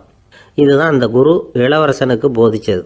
வாயால் பேசுகிறத மட்டும் கேட்டு ஏமாறக்கூடாது, உணர்ச்சிகளையும் கேட்கறதுல தான் மனப்பக்குவம் உண்டாகும். மக்கள் உணர்ச்சிகளை புரிந்து கொள்ளாத அரசர்கள் நீடிச்சிருக்க முடியாது. அது மாதிரி நாடுகளில் அடிக்கடி குழப்பம் தான் உண்டாகும். அப்படி இருந்தால் அடிக்கடி ஆட்சி மாறிக்கிட்டு இருக்கும். அப்படிப்பட்ட ஒரு தேசம், அங்கே ஒரு சிறைச்சாலையில் 3 கைதிகள் பேசிக்கிட்டு இருந்தாங்க. ஒருத்தன் சொன்னான், நான் இந்த நாட்டு ராஜாவை எதிர்த்து பேசிக்கிட்டு இருந்தேன், அதனால் என்னை பிடிச்சி கொண்டாந்து இங்கே போட்டுட்டாங்க அப்படின்னா ஒருத்தன். இன்னொருத்தன் சொன்னான், நான் இந்த நாட்டு ராஜாவை ஆதரித்து பேசிக்கிட்டு இருந்தேன், அதனால் என்னை பிடிச்சி கொண்டாந்து இங்கே தள்ளிவிட்டாங்க அப்படின்னா. அது சரி, நீ என்ன தப்பு பண்ண அப்படின்னு சொல்லி 3வது ஆளை பார்த்து இவங்க கேட்டாங்க. அதுக்கு அந்த ஆள் சொல்கிறான், நான் தான் இந்த நாட்டு ராஜா அப்படின்னானா. திருநெல்வேலி மாவட்டத்தில் கோவில்பட்டிக்கு பக்கத்தில் உள்ள ஊர் கடம்பூர். காமராசர் முதலமைச்சராக இருந்த காலம். கடம்பூரில் ஒரு பள்ளி சீரமைப்பு மாநாடு நடக்குது. அந்த பக்கத்தில் உள்ள பள்ளிக்கூடம்லாம் அதில் கலந்துக்குது. கண்காட்சி வேற, ஊர் பூரா விழா கோலம். மறுநாள் மாநாடு நடக்க போகுது. ஆனால் முதல் நாளே மழை பிடிச்சிக்கிட்டுது. மறுநாளும் அது விடாமல் பேஞ்சிக்கிட்டு இருக்குது. காமராசர் காலையிலேருந்து பல்வேறு நிகழ்ச்சிகளில் கலந்துக்கிட்டு சாயந்தரமாக கடம்பூருக்கு வந்து சேர வேண்டியவர். மழை பேஞ்சிக்கிட்டு இருக்கிறதுனால நிகழ்ச்சி ரத்தாயிடுமோ என்னமோ அப்படின்னு எல்லாரும் சந்தேகப்பட்டுக்கிட்டு இருக்கிறாங்க. அவர் கோவில்பட்டி பயணிகள் விடுதியில் இருக்கிறார். கடம்பூர்லேருந்து சில பேர் போய் அவரை சந்திக்கிறாங்க. மழை பெஞ்சிக்கிட்டு இருக்குதே, என்ன செய்யலாம் அப்படின்னு கேட்குறாங்க. மழை பெஞ்சால் நல்லது தானே, அதுக்காக மாநாட்டை எதுக்காக ரத்து செய்யணும்? ஆசிரியர்கள் எவ்வளவு கஷ்டப்பட்டு ஏற்பாடு பண்ண மாநாடு, கட்டாயம் வந்துடுறேன் அப்படின்னாராம் காமராசர். உடனே புறப்பட்டார். மழையை பொருட்படுத்தாத மக்கள் கூட்டம், அது கலையாமல் காத்துக்கிட்டு இருக்கிறாங்க அவ்வளோ பேரும். தலைவர் வந்துட்டார்னு தெரிஞ்சது ஜனங்களுக்கு ஏகப்பட்ட உற்சாகம். ஜனங்கள் அவ்வளவு உற்சாகமாக வரவேற்றாங்க. மாநாடு ஆரம்பமாச்சு. மலர் மாலைகள் மலை மாதிரி குவிய ஆரம்பிச்சுட்டுது. வரிசையாக ஒவ்வொரு கல்வி நிலையம் சார்பாகவும் வரவேற்பு பத்திரம் வாசித்து கொடுக்குறாங்க. என்ன வாசிக்கிறாங்கங்கிறத காமராசர் கூர்ந்து கவனிக்கிறார். ஏகப்பட்ட புகழ் மொழிகள், ரொம்ப பாராட்டி புகழ்ந்து என்னென்னமோ வாசிச்சுக்கிட்டு இருக்கிறாங்க. கொடை வள்ளலே, குணக்குன்றே, மலையே, கடலே, இப்படி தமிழ் மொழியில் பாராட்டுறதுக்கு எத்தனை வார்த்தைகள் உண்டோ அத்தனையும் அதில் சேர்த்துருக்குறாங்க. காமராசர் பொறுமை இழந்துட்டார். போதும் போதும், உங்கள் எல்லாரையும் பார்த்து 2 வார்த்தை பேசிவிட்டு போகிறதுக்காக தான் நான் வந்திருக்கிறேன். எல்லாரும் மழையில் சிரமப்பட்டு நின்றுக்கிட்டு இருக்கிறீங்க, இப்படி என்ன புகழ்ந்து படிச்சுக்கிட்டே இருந்தால் எப்படி அப்படின்னாராம். அதுக்கப்புறம் பேசி முடிச்சிருக்கிறார். மாநாட்டு நிகழ்ச்சிகள் முடிஞ்சதும் இன்னொரு நிகழ்ச்சியில் கலந்துக்கிறதுக்காக புறப்பட்டாராம். ஒரு திறந்த ஜீப்பில் அவரை ஊர்வலமாக அழைச்சிக்கிட்டு போயிருக்கிறாங்க. தெருவில் 2 பக்கமும் ஏகப்பட்ட கூட்டம். அங்கங்கே ஜீப்பை நிறுத்தி ரோஜா மாலை, ஜருக மாலை இப்படி போட்டுக்கிட்டே இருக்கிறாங்க. அதையெல்லாம் அப்படி அப்படியே வாங்கி அங்கங்கே நின்றுக்கிட்டு இருந்த குழந்தைகள்கிட்டையும் தாய்மார்கள்கிட்டையும் கொடுத்துக்கிட்டே போகிறார். அந்த சமயத்தில் கூட்டத்துக்கு அப்பால் ஒரு பெரியவர் கையில் ஒரு மல்லிகை சரத்தோடு நின்றுட்டு இருக்கிறார். அவரால் முண்டி அடிச்சுக்கிட்டு முன்னால் வர முடியல. காமராசர் இதை கவனிக்கிறார். அவ்வளவுதான், உடனே நிறுத்தப்பா வண்டியை அப்படிங்கிறார். ஜீப்பு நிற்கிது. டிரைவரை பார்த்து, அதோ பார், அங்கே ஒருத்தர் நிற்கிறார் பார், அவரை இங்கே அழைச்சிட்டு வா அப்படின்னாராம். கூட்டம் வழி விடுது. அந்த பெரியவரை கிட்டத்தில் அழைச்சிட்டு வர்றாங்க. காமராசர் அவரை பார்த்து, வாங்க வாங்க, நல்லா இருக்கீங்களா அப்படின்னு சத்தம் போட்டு உற்சாகமாக விசாரிக்கிறாராம். பெரியவர் கண்களில் கண்ணீர், பேச்சு வரல. மல்லிகை சரத்தை அவருக்கு போடுறார். கொஞ்ச நேரம் அவர்கிட்ட பொறுமையாக பேசிக்கிட்டு இருந்துட்டு அவரை அனுப்பி வைக்கிறார் காமராசர். பெரியவர் போனதுக்கு அப்புறம் காமராசர் பக்கத்தில் இருந்தவங்க கிட்ட சொல்கிறார் அந்த பெரியவரை பற்றி. அந்த காலத்தில் ரொம்ப கஷ்டப்பட்டவர் இவர், ஜெயிலுக்கு போனவர் அப்படின்னு ரொம்ப உருக்கமாக நெகிழ்ந்து போய் சொல்கிறார். இதில் ஒரு விஷயத்தை கவனிங்க.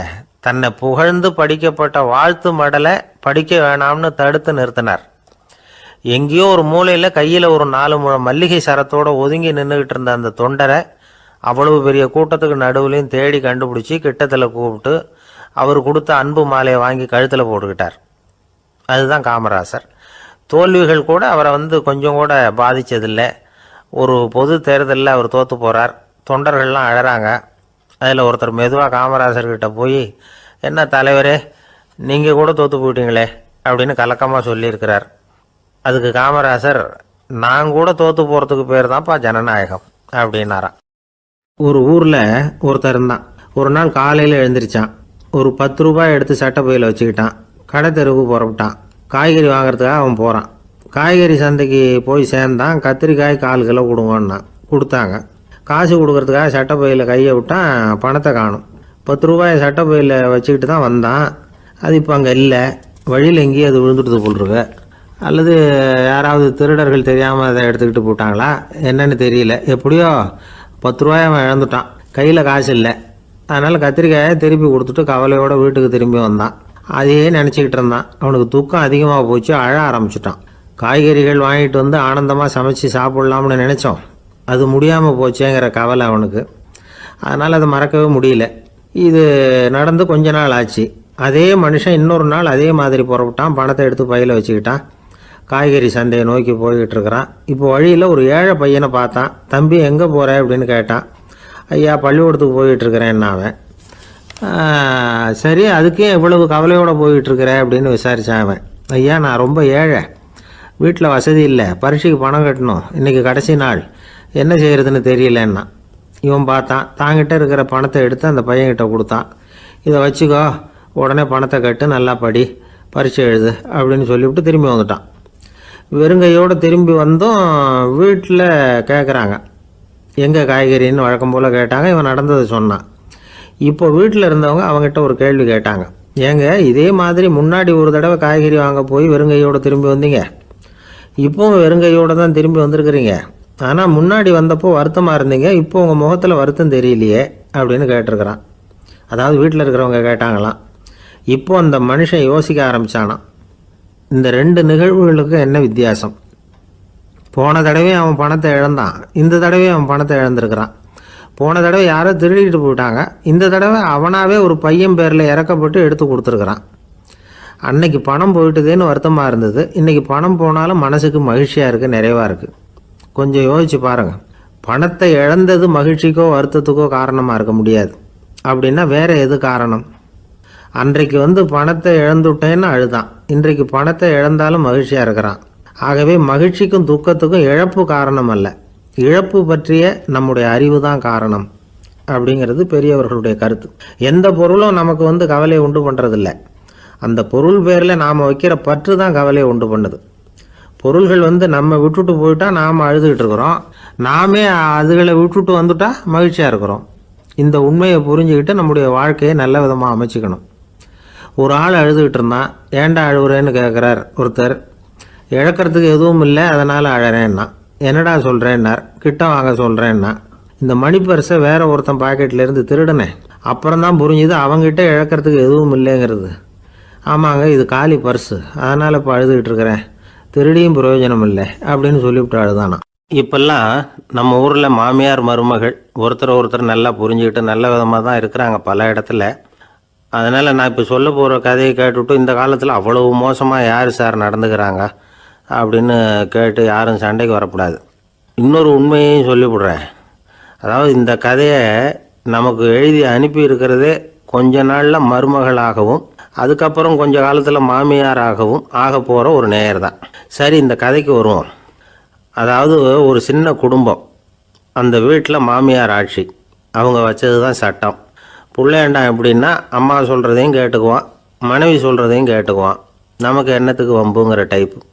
மருமகள் பேரில் குறை கண்டுபிடிக்கிறதுலையே அந்த மாமியாருக்கு ஒரு சுவாரஸ்யம். சின்ன சின்ன விஷயத்துலையெல்லாம் குத்தம் கண்டுபிடிச்சிக்கிட்டே இருக்கிறாங்க. பொதுவாக எல்லாரும் எப்படின்னா ஏதாவது ஒரு காரணத்துக்காக சண்டை போட்டுக்கிட்டு இருப்பாங்க. அந்த அம்மா எப்படின்னா ஏதாவது ஒரு சண்டையை போடுறதுக்காக காரணத்தை தேடிக்கிட்டு இருப்பாங்க. அப்படி ஒரு மனசு. அந்த மருமக பொண்ணு பாவம் பயந்து பயந்து ஒவ்வொரு காரியமும் செஞ்சுக்கிட்டு வந்தது. இப்படியே பல வருஷம் ஓடி போட்டுது. அந்த மாமியாருக்கும் ரொம்ப வயசாகிட்டுது. இருந்தாலும் அந்த பழைய சுபாவம் மட்டும் மாறவே இல்லை. திடீர்னு ஒரு நாள் பக்கவாதம் வந்து அந்த அம்மாவுக்கு ஒரு பக்கம் கை கால் இழுத்துக்கிட்டுது. வாய் சுத்தமாக பேச முடியாமல் போயிட்டுது. சத்தம் மட்டும் வரும். ஒரு பக்கத்து கை காலை அசைக்க முடியும், பேசுகிறதெல்லாம் கையால் தான், அதாவது கை சைகையால். இப்படிப்பட்ட நிலைமையில் கூட அந்த பொண்ணு தண்ணியோ பாலோ இவங்க எதிரில் கொண்டாந்து வச்சா அதை வேணும்னே தட்டி விட்டுட்டு ஒம்பு வளர்க்குறது. அதுக்கப்புறம் அந்த பொண்ணு தரையை சுத்தப்படுத்தும்ல, அதை பார்த்து ரசிக்கிறது. இருந்தாலும் அந்த பொண்ணு இதையெல்லாம் பெருசுப்படுத்தாமல் ரொம்ப பொறுமையாக தான் இருந்தது. ஒரு நாள் வீட்டில் வச்சுருந்த பாலை பூனை குடிச்சிட்டு போயிட்டுது.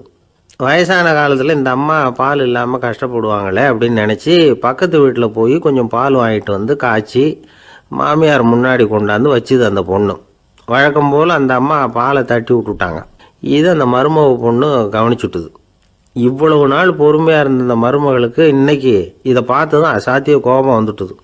கதவுக்கு பக்கத்தில் சாத்தி வச்சுருந்த உலக்கையை எடுத்து மாமியார் தலையில் போட, அது குறி தவறி கழுத்தில் பட, அந்த அம்மா கழுத்தை பிடிச்சிக்கிட்டு ஊன்னு கத்த, இந்த பொண்ணு ஒன்றும் அலட்டிக்காமல் உலக்கையை எடுத்து மறுபடியும் கதவு பக்கம் சாத்தி வச்சுட்டு அது பாட்டுக்கு நடந்து போயிட்டுது. இருந்தாலும் மனசுக்குள்ளே லேசாக ஒரு பயம். கணவன் வீட்டுக்கு வந்ததும் என்ன விஷயம்னு கேட்டால் எப்படி சமாளிக்கிறது? அன்னைக்குன்னு பார்த்து ரொம்ப நேரம் கழித்து வீடு வந்து சேர்ந்தான் கணவன். உடனே அந்த அம்மா புகார் பண்ண ஆரம்பிச்சுட்டுது. பேச்சு தான் வராத, அதனால் ஒரு பக்கத்து கையால் சைகை காட்டுது.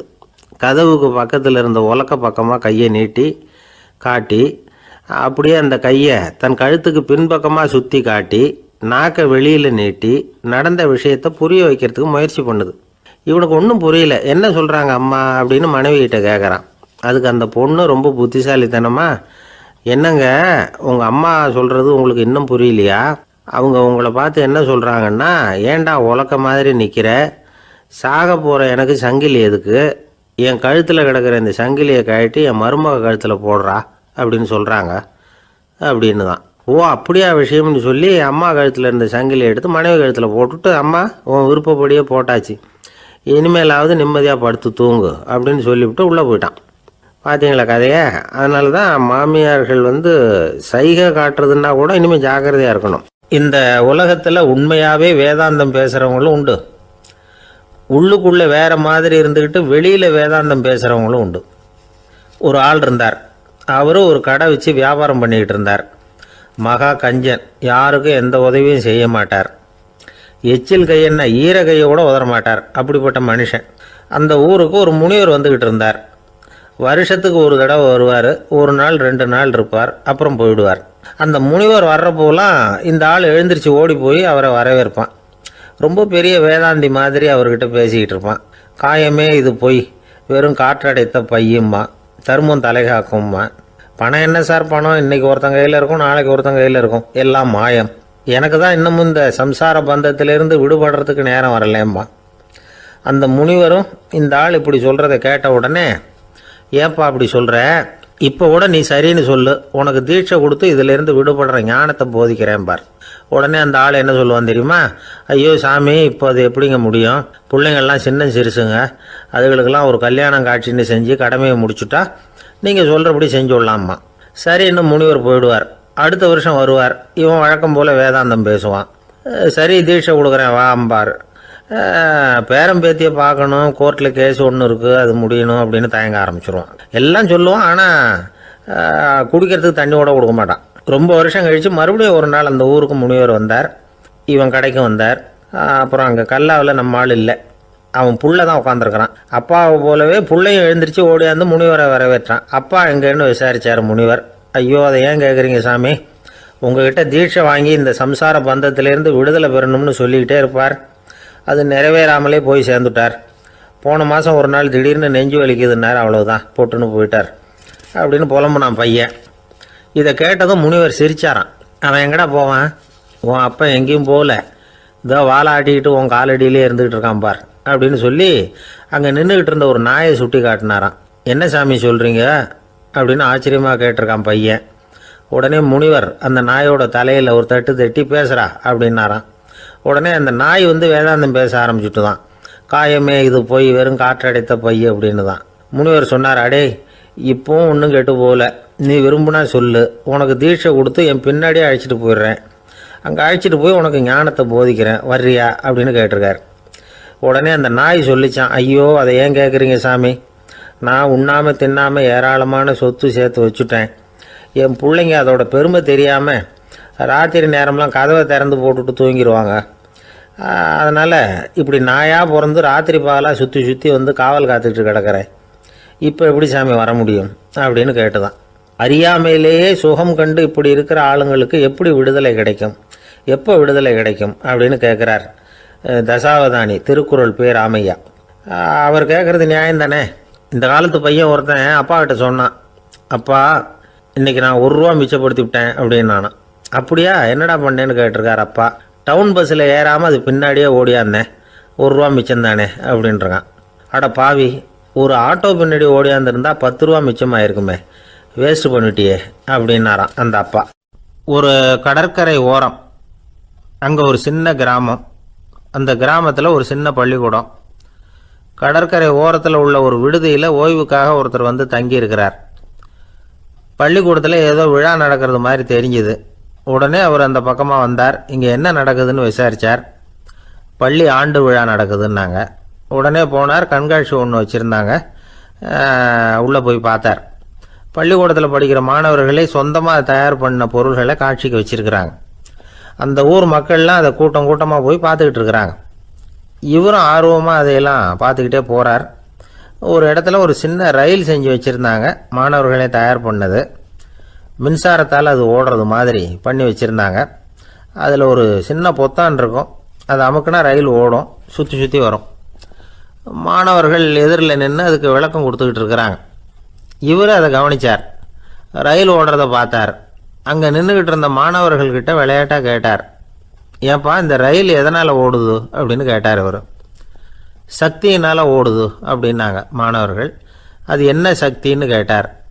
அதுக்கு பேர் மின்சாரம் அப்படின்னாங்க. சரி, நீங்கள் மின்சாரத்தை பார்த்துருக்குறீங்களா அப்படின்னார். நாங்கள் பார்த்தது இல்லைங்க, ஆனால் இதை செய்யறதுக்கு எங்களுக்கு உதவி பண்ண ஆசிரியர் ஒரு பட்டதாரி, ஒரு கால் அவர் பார்த்துருக்கலாம் அப்படின்னாங்க. அவர் எங்கே இருக்காருன்னு கேட்டார். இதோ அழைச்சிட்டு வர்றோம்னு ஓடினாங்க. அவர் அழைச்சிட்டு வந்தாங்க. அவர்கிட்ட ஒரு பெரியவர் கேட்டார், மின்சாரத்தை நீங்கள் பார்த்துருக்குறீங்களா அப்படின்னு. மின்சாரத்தை பார்க்குறதாவது நான் பார்த்ததே இல்லை. நான் பார்த்தது அது செயல்படுற விதத்தை தான். அது விளக்கை வந்து எரிய வைக்குது, ரயிலை ஓட வைக்குது, இது மாதிரி எத்தனையோ எந்திரங்களை வந்து செயல்பட வைக்குது. ஆனால் உண்மையிலேயே அது என்னன்னு எனக்கு தெரியாது. ஒருவேளை இந்த பள்ளிக்கூடத்து தலைமை ஆசிரியருக்கு தெரிஞ்சிருக்கலாம், ஏன்னா அவர் ஒரு மேல்நிலை பட்டதாரி அப்படின்னாராம் அவர். சரின்னு போய் தலைமை ஆசிரியரை கூப்பிட்டுக்கிட்டு வந்தாங்க. அவர்கிட்டையும் இதே கேள்வியை கேட்டாராம் அவர். மன்னிக்கணும், இந்த கேள்வியை இதுவரைக்கும் யாரும் என்கிட்ட கேட்டதில்லை. சக்தியை யாரும் பார்க்க முடியாது, ஆனால் அது செயல்படும் விதத்தை தான் பார்க்க முடியும் அப்படின்னாராம் அவர். இப்போ இதுவரைக்கும் கேட்டுக்கிட்டு இருந்த பெரியவர் சிரித்தார். சிரிச்சுட்டு சொன்னாராம், சரி அதுக்காக ஒன்றும் கவலைப்படாதீங்க, என்னுடைய பெயர் தாமஸ் ஆல்வா எடிசன் அப்படின்னாராம். இதை கேட்டதும் அங்கே இருந்தவங்களுக்கெல்லாம் அதிர்ச்சி, ஆச்சரியம். என்னது, நீங்கள் தானே எடிசன்? நீங்கள் எவ்வளவு மின்சார கருவிகளை உண்டாக்கி இருக்கிறீங்க, நீங்களா இந்த கேள்வியை கேட்டது அப்படின்னாங்களாம். ஆமாம், நான் தான் கேட்குறேன், ஏன்னா நானே மின்சாரத்தை பார்த்தது கிடையாது அப்படின்னாராம் அவர். அன்புங்கிறது இப்படிப்பட்டது தாங்கிறார் ஓஷோ. அன்புங்கிறது நம்ம உடற்கூறு அமைப்பில் இல்லை, அது நம்ம உடம்புல உள்ள சுத்த சக்தியின் வெளிப்பாடு. அதை உணரத்தான் முடியுமே தவிர பார்க்க முடியாது. அன்பே உன்னை வந்து நான் என் இருதயத்தில் வச்சிருக்கிறேன் அப்படின்னுலாம் சொல்லுவான். இதெல்லாம் சும்மா. இது வந்து டாக்டர்கள் சொல்கிற இருதயம் கிடையாது. அது வந்து ரத்தத்தை தள்ளுகிற ஒரு கருவி, அவ்வளவுதான். ஞானிகள் சொல்லுகிற இதயம் வேற, அது கண்ணுக்கு புலப்படாத ஒரு சக்தி. என்னுடைய இதயம் ரொம்ப விசாலமானது சார் அப்படின்னார் ஒருத்தர். அப்படிங்களான்னு ரொம்ப மரியாதையா, ஆமாங்க டாக்டர் அப்படி தான் சொல்கிறார், கொஞ்சம் வீங்கி போய் பெருசாக இருக்குதான் அப்படின்னார். ஒரே ஒரு ஊரில் ஒரு அம்மா இருந்தாங்க. அந்த அம்மாவுக்கு ஒரே ஒரு பிள்ளையாண்டான். அவனுக்கு ரொம்ப அக்கறையோடு கல்யாணம் பண்ணி வச்சாங்க. கல்யாணம் முடிஞ்சதும் மருமக பொண்ணு வீட்டுக்கு வந்து சேர்ந்தது. அப்பாடா என் கடமை முடிஞ்சுது, இனிமேல் அக்கடான்னு எங்கேயாவது ஒரு மூலையில் படுத்து கிடக்கலாம் அப்படின்னு நினச்சாங்க அந்த அம்மா. ஆனால் நினைக்கிறபடி எங்கே நடக்குது? அதுக்கப்புறம் தான் பிரச்சனையே ஆரம்பமாச்சு. மருமகள் குணம் சரியில்லை, ஒரு மாதிரி. அந்த பொண்ணு வீட்டுக்கு வந்ததுமே முதல் வேலையாக மாமியாரை பார்த்து, அதுதான் நான் வந்துட்டேன்ல, இனிமேல் உங்களுக்கு என்ன வேலைங்க, புறப்பட வேண்டியது தானே, காசி ராமேஸ்வரம்னு எங்கேயாவது போங்க அப்படின்னுட்டு தான். மாமியாரை பார்த்தாங்க, கொஞ்சம் யோசனை பண்ணாங்க. இந்த பாருமா, நீ இப்படி சொல்கிறதுக்கு முன்னாடியே வீட்டை விட்டு புறப்படணுங்கிற முடிவுக்கு நான் வந்துட்டேன். வீட்டை மட்டும் இல்லை, இந்த உலகத்தை விட்டே கூட போகிறதுக்கு தயாராக இருக்கிறேன். ஆனால் ஒரே ஒரு விஷயத்துக்காக என் உயிரை கையில் பிடிச்சிக்கிட்டு இருக்கிறேன் அப்படின்னாங்களாம். என்ன விஷயம்னு கேட்டது இந்த மருமக பொண்ணு. வேற ஒன்றும் இல்லை, என் பிள்ளைக்கு கல்யாணம் பண்ணி வச்சுட்டேன். ஒரு பேர புள்ள பிறந்து அதை என் கண்ணால் பார்த்துட்டேன்னா நான் எங்கே வேணும்னாலும் போகிறதுக்கு தயாராக இருக்கிறேன் அப்படின்னாங்களாம் அந்த மாமியார். மாமியார் இப்படி சொல்கிறதுலேயே நியாயம் இருக்கிறதாக பட்டுது அந்த பொண்ணுக்கு. சரி அப்படியே இருந்து பார்த்துட்டு போகலாம் அப்படின்னு அனுமதி கொடுத்தது. கொஞ்ச காலத்தில் ஒரு பேரன் பிறந்தான். அந்த அம்மாவும் பேரனை கண்ணால் பார்த்துட்டாங்க. சரி பேரனை பார்த்தாச்சுல்ல, இனிமேல் புறப்பட வேண்டியது தானே அப்படின்னது மருமக பொண்ணு. மாமியார் பார்த்தாங்க, நீ சொல்கிறது சரிதாம்மா, அதில் ஒன்றும் தப்பு இல்லை. என்னோட பேரன் உங்களை அம்மா அப்பான்னு கூப்பிடுறத என் காது குளிர கேட்டுட்டு போயிடுறேனே அப்படின்னாங்களாம். சரி, அந்த ஆசையை நிறைவேறட்டும் அப்படின்னு காத்துக்கிட்டு இருந்தாங்க. பேரன் வளர்ந்தான், நடந்தான், பள்ளிக்கூடம் போனால் பெரியவனானான். மருமக பொண்ணு மறுபடியும் மாமியாரை விரட்ட ஆரம்பிச்சுட்டுது, இன்னும் புறப்புள்ளையான்னு. இதை பாருமா, இது வரைக்கும் இருந்துட்டேன். பேரனோட கல்யாணத்தையும் கண்ணால் பார்த்தா தான் இந்த கட்டை வேகும் போல் இருக்குது அப்படின்னு சொல்லி ஒரு மாதிரியாக பேச ஆரம்பித்தாங்க. இதுவும் நியாயமான ஆசையாக தான் படுது அப்படின்னு அது யோசிச்சிருக்கு அந்த பொண்ணு. சரின்னு அதுக்கும் ஒத்துக்கிட்டது. உடனே பேரனுடைய கல்யாணமும் முடிஞ்சது ஒரு வழியாக. இனிமேல் ஒரு நொடி கூட இங்கே இருக்கக்கூடாது, புறப்படுங்க அப்படின்னு மாமியாரை விரட்டிச்சான் அந்த பொண்ணு. இப்போ அந்த மாமியார் தன்னோட மருமகளை பார்த்து சொல்கிறாங்க, இதோ கிளம்பிட்டேம்மா, என் மூட்டை முடிச்செல்லாம் கட்டிக்கிட்டேன், புறப்பட்டுவிட்டேன். அப்படியே நீயும் உன் துணிமணிகளை மூட்டை கட்டிக்கிட்டு கிளம்பிடும், என்னோட சேர்ந்து 2 பேருமா சேர்ந்து போயிடலாம் அப்படின்னாங்களாம். அந்த பொண்ணு முழிக்காதே, உனக்கும் ஒரு மருமக வந்துட்டா, இனிமேல் நீயும் ஒரு மாமியார் தானே, உனக்கும் இனிமேல் இங்கே வேலை இல்லை, புறப்படு அப்படின்னாங்களாம். அப்போ தான் அந்த பொண்ணு சிந்திக்க ஆரம்பிச்சு தான், தன்னோட தவறு புரிஞ்சுதான். இந்த தகவலை கேட்டுக்கிட்டு இருக்கிற மருமகள்லாம் இதை பற்றி கொஞ்சம் யோசித்து பார்க்கணுங்கிறதுக்காகத்தான் இதை சொல்கிறோம் மாமியார்கள் சார்பாக. கொஞ்ச நாளைக்கு முன்னாடி ஒரு பொண்ணை பார்த்து பேசுகிற சந்தர்ப்பம் கிடைச்சிது ஒரு கல்யாண வீட்டில். அந்த பொண்ணு சொல்லிச்சு, சார் எனக்கு கல்யாணம் ஆகி 15 வருஷம் ஆகுது, நான் மாமியார்கிட்ட சண்டை போட்டதே இல்லை அப்படின்னு ரொம்ப அடக்கமாக சொல்லிச்சு. அது எப்படிம்மா சாத்தியமாச்சுன்னு கேட்டோம். எனக்கு கல்யாணம் ஆகி 15 வருஷம்தான் ஆச்சு, ஆனால் என் மாமியார் செத்து போய் 20 வருஷத்துக்கு மேலே ஆயிட்டுது அப்படின்னுது. லோகமானிய பாலகங்காதர திலகர் இருந்தார்ல, அவருக்கு 15 வயசுலேயே கல்யாணம் நடந்துதான். மனைவி பேர் தபிபாய், ரொம்ப பெரிய குடும்பத்து பொண்ணு, நல்ல குணம். அவங்க குடும்பம் நடத்திக்கிட்டு இருக்கிறாங்க. அந்த காலத்தில் திருடர்கள் பயம் அதிகம். இந்த காலத்தில் மட்டும் என்னன்னு கேட்குறீங்களா? நீங்கள் கேட்குறது நியாயம்தான். இருந்தாலும் இந்த காலத்து திருடனுக்கும் அந்த காலத்து திருடனுக்கும் ஒரு முக்கியமான வித்தியாசம் உண்டு. அதாவது அந்த காலத்து திருடன்லாம் நியாயம் அநியாயம் பார்க்குறது உண்டு, இந்த காலத்தில் அப்படி பார்க்குறது இல்லை. அந்த காலத்தில் திருட வர்றவங்கள்ட்ட கூட ஒரு தார்மீக உணர்வு உண்டாம். அதாவது அப்போ உள்ள கொள்ளைக்காரங்க எதை களவாடினாலும் சரி, அரிசியை மட்டும் களவாடுறது இல்லையா, அப்படி ஒரு கொள்கை. அதனால் பாருங்கள், அந்த காலத்து பெண்கள் நகை நட்டுகளை பத்திரமா வைக்கணும்னா பெட்டியில் வைக்கிறது இல்லை, அரிசி பானையில் போட்டு வச்சு விடுறது. இப்போல்லாம் பேங்க்கில் சேஃப்டி லாக்கர்னு இருக்குல்ல, அது மாதிரி அந்த காலத்தில் சேஃப்டி லாக்கருங்கிறது அரிசி பானை. இந்த வளையல், மூக்குத்தி, தோடு இப்படி எதுவாக இருந்தாலும் அதில் போட்டு பத்திரமா வச்சுருவாங்க. திருடன் அரிசி பானை பக்கம் போகிறதில்ல. ஏன்னா சாப்பிட்ற விஷயத்தில் கை வைக்கக்கூடாது, அது பாவம் அப்படின்னு அவன் நினைக்கிறான். திலகரோட மனைவி தபிபாயும் அதே மாதிரி தன்னுடைய ஆபரணங்களை ஒரு அரிசி பானைக்குள்ளே போட்டு மூடி வச்சுருந்தாங்களாம். இப்படி இருந்தப்போ ஒரு நாள் ஒரு பிச்சைக்கார பொண்ணு வீடு வீடாக பிச்சை கேட்டுக்கிட்டே வந்திருக்குது. திலகர் வீட்டுக்கும் தர்மம் போடுங்க தாயே அப்படின்னு தான் அந்த பொண்ணு. அந்த அம்மா தபிபாய் காதில் இது விழுந்திருக்கு. உடனே கை நிறைய அரிசி அள்ளிக்கிட்டு போட்டிருக்கு. பாத்திரத்தில் அரிசியை போட்டதுக்கு அப்புறம் தான் தெரியுது, பளிச்சுன்னு கண்ணில் படுது. அதாவது அந்த அம்மாவோட வைர மூக்குத்தி ஒன்று அரிசியோடு சேர்ந்து அந்த பிச்சைக்கார பொண்ணு பாத்திரத்தில் போய் விழுந்துட்டுது. இந்த அம்மாவுக்கு மனசுக்குள்ளே குழப்பம், என்ன இப்படி ஆகிட்டுதே, மூக்குத்தி போயிட்டுதே, பிச்சை பாத்திரத்துலேருந்து அதை எப்படி எடுக்கிறது அப்படின்னு தயக்கம். வாயை திறந்து அதை கேட்குறதுக்கும் கூச்சம். திண்ணையில் உட்காந்துருந்த திலகர் இவ்வளவையும் பார்த்துக்கிட்டு இருக்கிறார். மனைவியின் மனசுக்குள்ளே நடக்கிற மௌன போராட்டத்தை அவர் நல்லா புரிஞ்சுக்கிட்டாராம். மனைவியை பார்த்து சொன்னாராம், தபிபாய், இது தெய்வ சம்மதம், அவளுக்கு சேர வேண்டிய மூக்குத்தி அவகிட்ட போயிட்டுது, பிச்சை பாத்திரத்தில் விழுந்த மூக்குத்தியை எடுக்க வேணாம் அப்படின்னாராம். சரின்னு சொல்லிவிட்டு மேற்கொண்டு எதுவும் சொல்லாமல் அந்த அம்மா வீட்டுக்குள்ளே போயிட்டாங்களாம். இந்த காலத்துலலாம் அது மாதிரி நடக்குமா? வெறும் அரிசியை போட்டுவிட்டு விவகாரம் பண்ணிகிட்டு இருக்க மாட்டோமா? ஒரு பெரிய மனுஷன் வீட்டுக்கு ஒரு பிச்சைக்காரன் வந்தான். ஐயா, நாங்கள் பிச்சைக்காரங்கள்லாம் சேர்ந்து ஒரு சங்கம் வச்சுருக்குறோம், அதுக்கு நிதி சேர்க்குறோம், அதுக்கு ஒரு 100 ரூபா கொடுத்தீங்கன்னா எங்களுக்கு பெரிய உதவியாக இருக்கும் அப்படின்னானா. அதெல்லாம் ஒன்றும் கொடுக்க முடியாது போ அப்படின்னாரான் அவர். அப்படின்னா ஒரு 50 ரூபாயாவது கொடுங்களேன் அப்படின்ட்டுருக்கான். அதுவும் முடியாதுன்னு சொல்லிவிட்டார். 25 ரூபா அப்படின்ட்டுருக்கான். எதுவும் முடியாது அப்படின்னாரான்.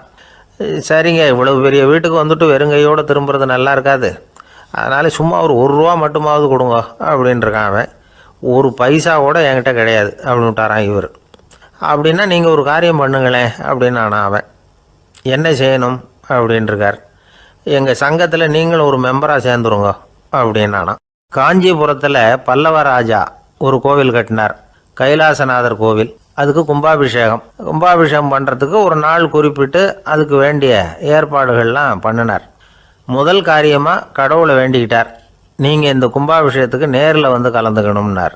கடவுள் அந்த ராஜா கனவுல வந்தார். நீ கும்பாபிஷேகம் வச்சிருக்கிற அதே நாளில் அதே நேரத்தில் எனக்கு இன்னொரு ஊரில் ஒரு கும்பாபிஷேகம் இருக்குது, அதுக்கு போக வேண்டியிருக்கு. அதாவது திருநின்ற ஊரில் என்னுடைய பக்தர் ஒருத்தர், அவரும் ஒரு கோயில் கட்டி கும்பாபிஷேகம் செய்கிறார், நான் அதுக்கு போக வேண்டியிருக்கு, அதனால் உன்னுடைய தேதியை நீ மாற்றி வச்சுக்கோ அப்படின்னார். கடவுள் தான் எங்கேயும் இருக்கிறவராச்சே, அவர் நினச்சா 2 இடத்துலையும் இருந்து கோயில் கும்பாபிஷேகத்தை நடத்த முடியாதா? ஏன் அப்படி செய்யலை? அது ஒரு முக்கியமான காரணத்துக்காகத்தான். திருநின்ற ஊரில் இருந்த பூசலாருங்கிற அந்த அடியாரின் பெருமையை இந்த உலகத்துக்கு எடுத்து காட்டணுங்கிறதுக்காகத்தான் கடவுள் அந்த ராஜா கிட்ட அப்படி சொன்னார். சரி, அந்த அடியார் அப்படி என்னதான் பெருசாக கோயில் கட்டி விட்டார்? ராஜா கட்டின கோயிலை விட பெருசா? அவர் கட்டினது கருங்கல்லாலேயோ மண்ணாலேயோ மரத்தாலேயோ இல்லை. அவர் கட்டின கோயில் வேறு மாதிரி. அது மனசால் கட்டின கோயில், மனசுக்குள்ளே இருக்கிற கோவில், மனக்கோவில். அந்த அடியார் தன்னோட மனசுக்குள்ளே மாதக்கணக்காக ஒவ்வொரு கல்லாக சேர்த்து கட்டின கோவில். இந்த விஷயம் ராஜாவுக்கு தெரியாது. அவர் என்ன நினச்சிட்டாரு, அது நாம் கட்டின கற்கோயிலை விட ரொம்ப பெருசாக இருக்கும் போல இருக்கு அப்படின்னு நினச்சிட்டார். சரி, அப்பேற்பட்ட அந்த கோயிலை தரிசனம் பண்ணிவிட்டு வருவோம் அப்படின்னு நினச்சி ராஜா திருநின்ற ஊருக்கு போகிறார். அங்கே போய் பார்த்தா கோயிலையும் காணும், ஒன்றையும் காணும். கடைசியில் பூசலார் கட்டின மனக்கோவில் தான் அதுங்கிறத அவர் புரிஞ்சுக்கிறார். உடனே அந்த அடியாரின் காலில் விழுந்து வணங்குறார். அவரோ, இது மனசால முயன்ற கோவில், இதுக்கு இத்தனை பெருமையா அப்படின்னு ஆச்சரியப்படுறார். இதில் ஆச்சரியப்படுறதுக்கு ஒன்றும் இல்லை. ஆண்டவன் விரும்புகிறது அகபக்தியையே தவிர புற தோற்றங்களே அல்ல. இதை நாம் புரிஞ்சுக்கிட்டோம்னா நமக்குள்ள எந்த வேறுபாடுகளும் வர்றதுக்கு வழியே இல்லை. இன்னொரு ராஜா இருந்தார்.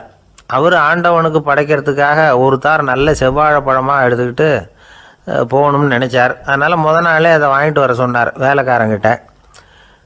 வேலைக்காரன் போனால் கடைத்தெருவில் ஒரு தார் பழம் வாங்கினா, வர்ற வழியில் அவன் குடிசை. அப்படியே எட்டி பார்த்துட்டு போவோமேன்னு நினச்சான். போனான். அங்கே இவனோட குழந்தை பாவம் பசியால் கத்திக்கிட்டு இருக்கு. இவன் பார்த்தான், இவ்வளவு பெரிய தாரில் ஒரு 2 பழம் எடுத்தா தெரியவா போகுது அப்படின்னு நினச்சி ஒரு 2 பழத்தை பிச்சு அந்த குழந்தைகிட்ட கொடுத்தான். அதை வாங்கி வயிறார சாப்பிட்டுது, பசி அடங்குச்சு, விளையாட போயிட்டுது. இவன் அதுக்கப்புறம் வாழைப்பழத்தை எடுத்துக்கிட்டு அரண்மனைக்கு வந்தான். 2 பழம் பிச்சிருக்கிறது ராஜாவுக்கு தெரிஞ்சு போச்சு. இவன் உண்மையை சொல்லிவிட்டான். உடனே ராஜா, கடவுளுக்கு படைக்க வேண்டிய பொருளை குழந்தை எச்சில் பண்ண விட்டுருக்கியே அப்படின்னு சொல்லி அவனை கட்டி வச்சு சாட்டையால் அடித்தார் பாவம். மறுநாள் பழத்தை கோயிலுக்கு எடுத்துகிட்டு போனார். கடவுள் முன்னாடி வச்சார். கடவுள் கண்ணை திறந்து பார்த்தார், பழம்லாம் அழுகி இருக்குது. என்ன இது அழுகி போன பழம் அப்படின்னார். ராஜா முழிச்சார். நல்லா தானே இருந்தது அப்படின்னு நினச்சார். அப்போ கடவுள் அந்த ராஜா கிட்ட சொன்னாராம், இதை பார்ப்பா, இந்த தாரில் 2 பழம் தான் நல்ல பழம், அந்த 2 பழங்களையும் நேற்றுக்கே நான் சாப்பிட்டுட்டேன் அப்படின்னாராம். அப்போ தான் ராஜாவுக்கு புரிஞ்சுது, ஏழை குழந்தையின் பசியை தீர்க்கறதுக்காக உதவுன அந்த 2 பழம்தான் இறைவன் சாப்பிட்ட பழம்னு. இறைவன் இருக்கிற இடம் எது? இதுதான். ஒரு ஊரில் ஒரு மன்னர் இருந்தார். புத்தி கூர்மை உள்ள ஒரு மன்னர். பொதுவாக மன்னர்களுக்கு சந்தேகம் வந்தால் சபையில் உள்ள சான்றோர்கள்கிட்ட கேட்டு தெரிஞ்சுக்கிறது தானே வழக்கம். ஆனால் இங்கே அப்படி இல்லை. மற்றவங்களுக்கு சந்தேகம் வந்தால் மன்னர்கிட்ட கேட்டு தெரிஞ்சுக்குவாங்க. அது மாதிரி கேட்டு தெரிஞ்சுக்கிறதுக்காக ஒரு பெரியவர் ஒரு நாள் வந்தார். அவர் கையில் 3 பொம்மைகள் வச்சுருந்தார். 3 ஒரே மாதிரி பொம்மைகள், கொஞ்சம் கூட வித்தியாசம் தெரியல. ஏது இந்த பொம்மைன்னு கேட்டார் மன்னர்.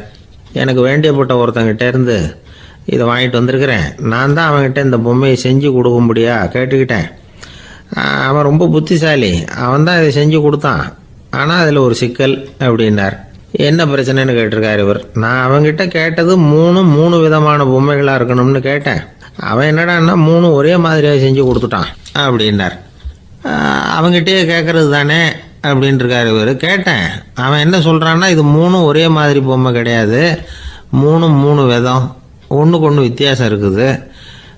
இந்த 3 பொம்மையும் 3 விதமான நண்பர்களுக்கு உதாரணங்கள் அப்படின்னு சொல்கிறான். எனக்கு ஒன்றும் புரியல, அதுதான் உங்ககிட்ட வந்தேன் அப்படின்னார். சரி, அந்த பொம்மைகளை இப்படி கொடுங்க அப்படின்னு வாங்கினார் மன்னர். எடுத்துக்கிட்டு உள்ளே போனார். கொஞ்ச நேரம் கழித்து வெளியில் வந்தார். அதுக்கப்புறம் சொன்னார், இதை பாருப்பா, அவன் சொன்னது சரிதான், 3 விதம் தான்.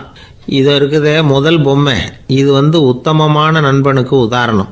இந்த 2வது பொம்மை இது மத்தியமமான நண்பனுக்கு உதாரணம். அந்த 3வது பொம்மை இருக்குதே அது மோசமான நண்பனுக்கு உதாரணம். இதை செஞ்சவன் உண்மையிலேயே பெரிய அறிவாளி தான் அப்படின்னாராம். வந்தவருக்கு ஒன்றும் புரியல. பார்த்தா ஒன்றும் வித்தியாசம் தெரியலையே அப்படின்னு அவன் குழம்பி போய் நிற்கிறான். இப்போது அந்த மன்னர் விளக்கம் கொடுக்குறார். அந்த 3 பொம்மையையும் எடுத்து முன்னாடி வச்சார். ஒரு மெல்லிய கம்பியை கையில் எடுத்தார். அந்த முதல் பொம்மை காதில் விட்டார். கொஞ்சம் தூரம் உள்ளே போய் அப்படியே நின்றுட்டுது அந்த கம்பி. அப்புறம் 2வது பொம்மை காதில் அந்த கம்பியை விட்டார். அந்த கம்பி என்னாச்சுன்னா அப்படியே அது வாய் வழியாக வெளில வந்தது. 3வது பொம்மை காதில் கம்பியை செலுத்தினார். அது நேராக இன்னொரு காது வழியாக வெளியில் வந்தது. இப்போ இந்த முதல் வகை இருக்குதே, அது மாதிரியான நண்பர்கள் எப்படி தெரியுமா? நம்ம கஷ்டத்தை அவங்கக்கிட்ட சொன்னால் பேசாமல் கேட்டுக்குவாங்க. வெளியில் அதை யாருக்கிட்டையும் சொல்லிகிட்டு இருக்க மாட்டாங்க. வெளியில் தெரியாமல் நமக்கு உதவி பண்ணுவாங்க. செஞ்சுட்டு அதை நான் தான் செஞ்சேன்னு சொல்லிகிட்டு இருக்க மாட்டாங்க. அதுதான் கம்பி ஒரு காது வழியாக போய் உள்ளேயே நின்றுட்டுது. 2வது பொம்மையில் கம்பி என்னாச்சு, ஒரு காது வழியாக போய் வாய் வழியாக வெளியில் வருது. இது மாதிரியான நண்பர்கள்கிட்ட நாம் கஷ்டத்தை சொன்னால் அதை அவங்க 4 பேர்கிட்ட போய் சொல்லி நமக்காக உதவி கேட்பாங்க. நமக்குன்னு கேட்டு வாங்கி அதை நம்மகிட்ட கொண்டுகிட்டு கொடுப்பாங்க. இவங்க மத்தியமமான நண்பர்கள்.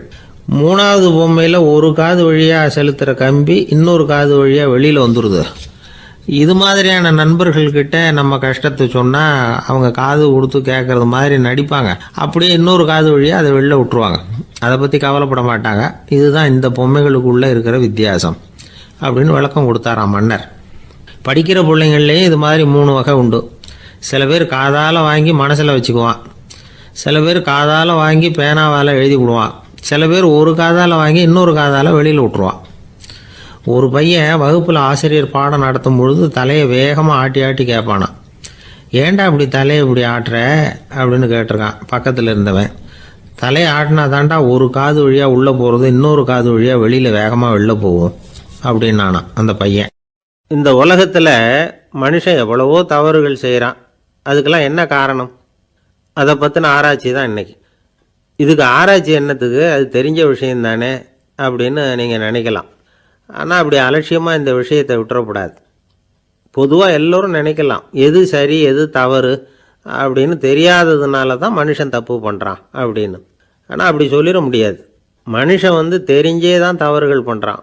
இப்போ உதாரணத்துக்கு ஒரு சாலையில் இடது பக்கம் போக வேண்டிய ஒருத்தர் நடுக்கோட்டை தாண்டி வலது பக்கமாக வண்டியை ஓட்டிகிட்டு போகிறாருன்னு வச்சுக்கோங்க. என்னப்பா இது தப்பு இல்லையா அப்படின்னு அவர்கிட்ட கேட்டால், அதெல்லாம் எனக்கு தெரியும், நீ உன் வேலையை பார்த்துட்டு போ அப்படிம்பார். வலது பக்கமாக போகிறது தப்புன்னு தெரிஞ்சே தான் அவர் அப்படி செய்கிறார், அப்படி போகிறார். பெரிய உத்தியோகத்தில் இருக்கிறவங்க கூட லஞ்சம் வாங்குறாங்க. அவங்களுக்கெல்லாம் லஞ்சம் வாங்குறது தப்புன்னு தெரியலன்னு அர்த்தம். திருடுறது தப்புன்னு தெரியாமலாம் மனுஷன் திருடுறான். நல்லாவே தெரியும். நீங்கள் வேணும்னா கேட்டு பாருங்கள், வேறு வழி இல்லை அதனால தான் திருடுறேன்பா. திருடுறது ஒரு புண்ணியமான காரியம்னு திருடனே கூட சொல்ல மாட்டான். திருடுறது தவறுங்கிறது திருடனுக்கு தெரியும் அப்படிங்கிறத விளக்கிறதுக்காக ஒரு பெரியவர் ஒரு கதை சொன்னார். அதாவது 2 திருடர்கள் 2 பேரும் சேர்ந்து ஒரு வீட்டுக்கு போய் ஒரு 10,000 ரூபாயை திருடிட்டு வந்துடுறாங்க. ஒரு காட்டு வழியாக வந்துக்கிட்டு இருக்கிறாங்க. இன்னும் விடியல. 2 பேருக்கும் தூக்கம் கண்ணை சுற்றுது. சரி, இப்படியே ஒரு மரத்தடியில் படுத்து தூங்குவோம், காலையில் விடிஞ்சதும் இந்த பணத்தை 2 பேரும் பங்கு போட்டுக்குவோம் அப்படின்னு முடிவு பண்ணுறாங்க. அதே மாதிரி படுத்து தூங்குறாங்க. நடு ராத்திரியில் ஒரு திருடன் முழிச்சிக்கிறான். விடிகிற வரைக்கும் காத்துக்கிட்டு இருந்தால் 5,000 ரூபா தான் கிடைக்கும், இப்போவே கம்பி நீட்டினா 10,000 ரூபா கிடைக்கும் அப்படின்னு யோசித்து பார்த்துட்டு ஒரு முடிவுக்கு வந்தான். மெதுவாக அந்த 10,000த்தையும் சுருட்டிக்கிட்டு அடுத்தவனுக்கு தெரியாமல் ஓடி போயிட்டான். விடியுது. அடுத்தவன் எழுந்திரிச்சு பார்க்குறான். பணத்தையும் காணலை, பாகஸ்தனையும் காணலை. இந்த திருடன் அந்த திருடனை திட்டுறான். திருட்டு பய, அயோக்கிய பய, இப்படி அநியாயமாக கிளப்பிட்டு போட்டானே அப்படிங்கிறான். இதுலேருந்து என்ன தெரியுது? தெரியாமல் எடுத்துக்கிட்டு போகிறது திருட்டு, அயோக்கியத்தனம், அநியாயம் அப்படிங்கிறது இவனுக்கு தெரிஞ்சிருக்குது. அதனால தான் அடுத்தவனை பார்த்து இப்படி திட்டுறான். அதனால் தெரியாததுனால மனுஷன் தவறு பண்ணுறான்னு சொல்கிறது சரியில்லை. அப்படின்னா மனுஷன் பண்ணுற தவறுகளுக்கு உண்மையான காரணம் தான் என்ன? இதே சந்தேகம் அர்ஜுனனுக்கும் வந்துதான்.